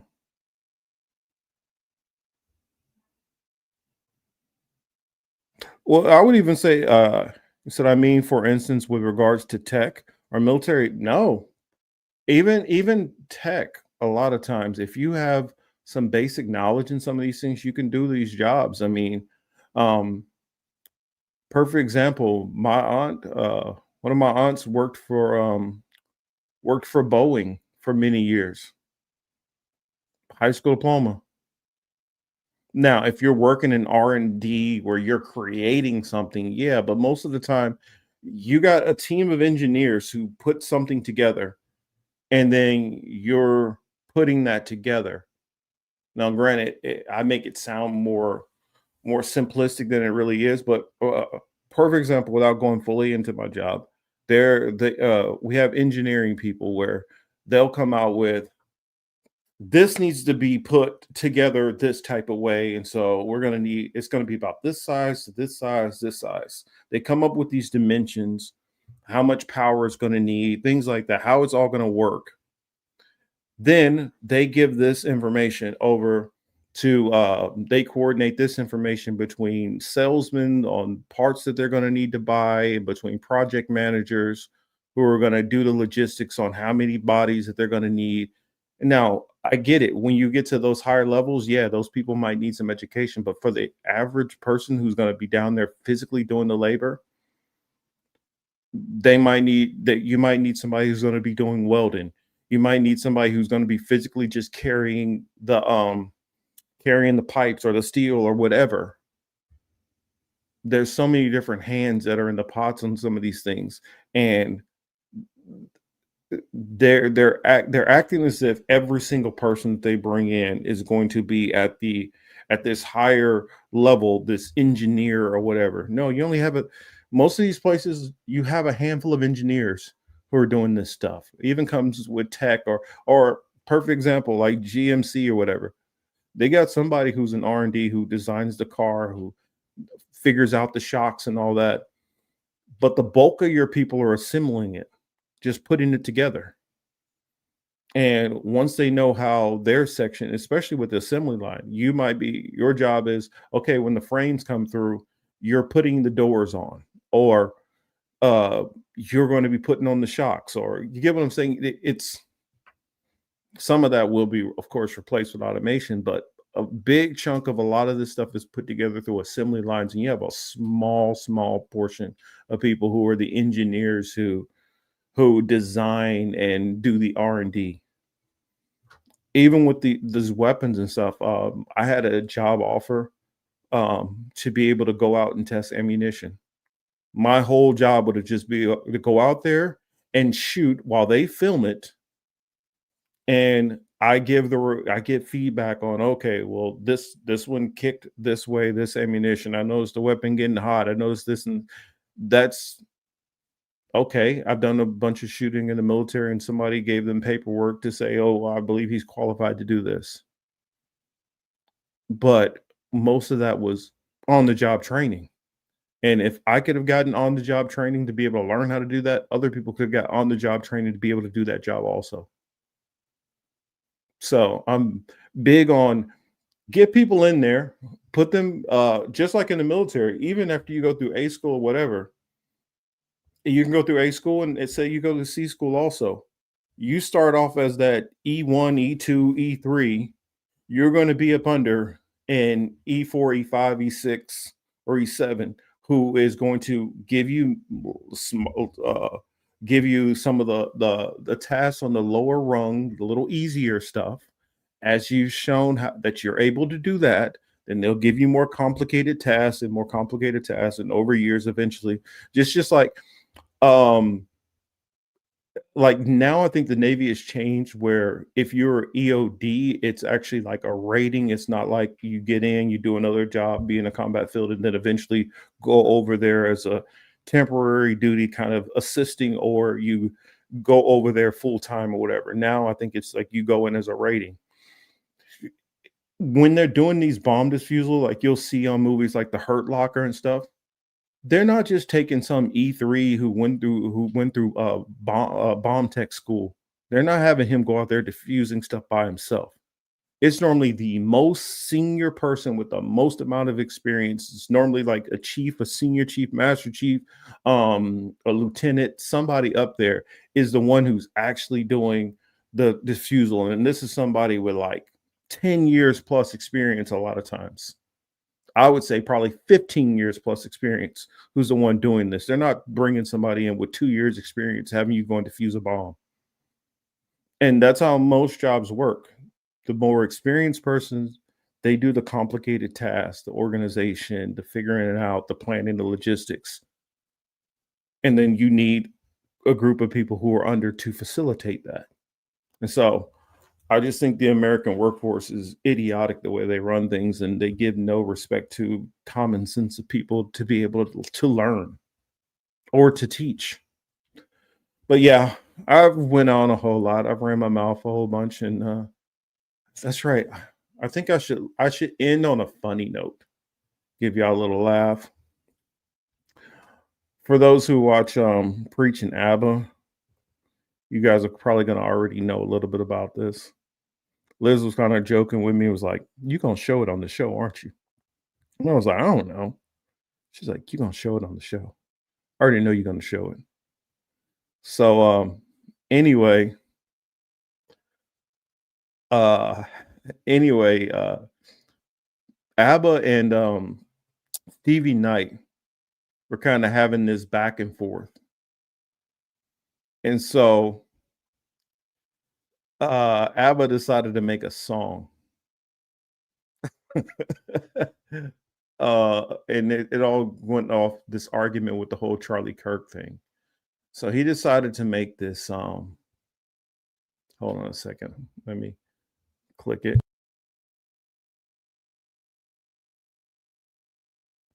And so he decided to make this video to kind of like have a little fun with him. And I don't know if y'all have seen this or not, but I'm gonna leave y'all with a banger. He has another one too, what he did against Myron. That's pretty funny, but I figure I'll leave you guys with this club banger to end off the show, so we can end on a fun note.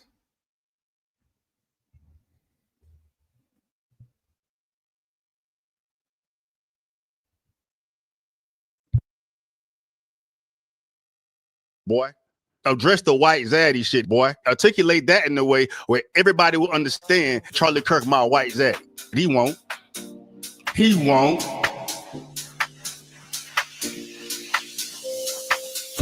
white daddy, my white daddy. Why Charlie Kirk is my white daddy? Why you gotta be a white daddy?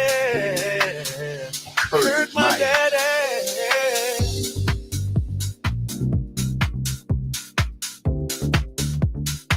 I could care less. Yeah. This can get white daddy. My white daddy. Yeah. Why Charlie Kirk is my white daddy? Boy. Why you gotta be a white daddy? Kirk my daddy. Oh. I could care less.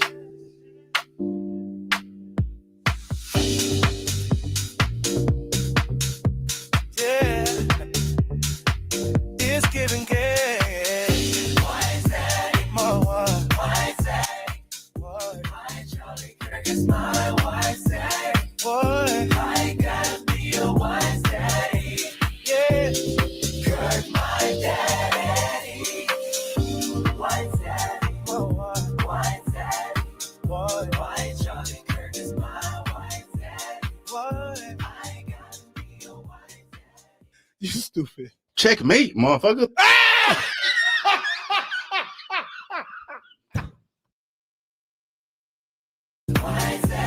Next week, every Monday, bitches.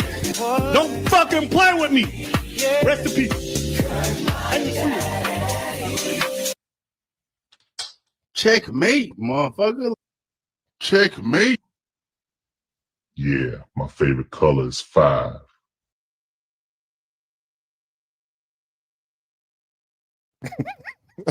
I'm sorry. I couldn't resist. I had to show it. So hopefully that was funny. I appreciate y'all for hanging out, tolerating me as you all do. Thank you for joining me. You could have been anywhere else on your Saturday nights, but you decided to spend it here, the Political Matrix, with me. So I appreciate it. Thank you for anybody who's watched from the whole show. Thank you all for who were here in the chat. Thank you for those who were here earlier who had to dip out. I appreciate you for at least just swinging through.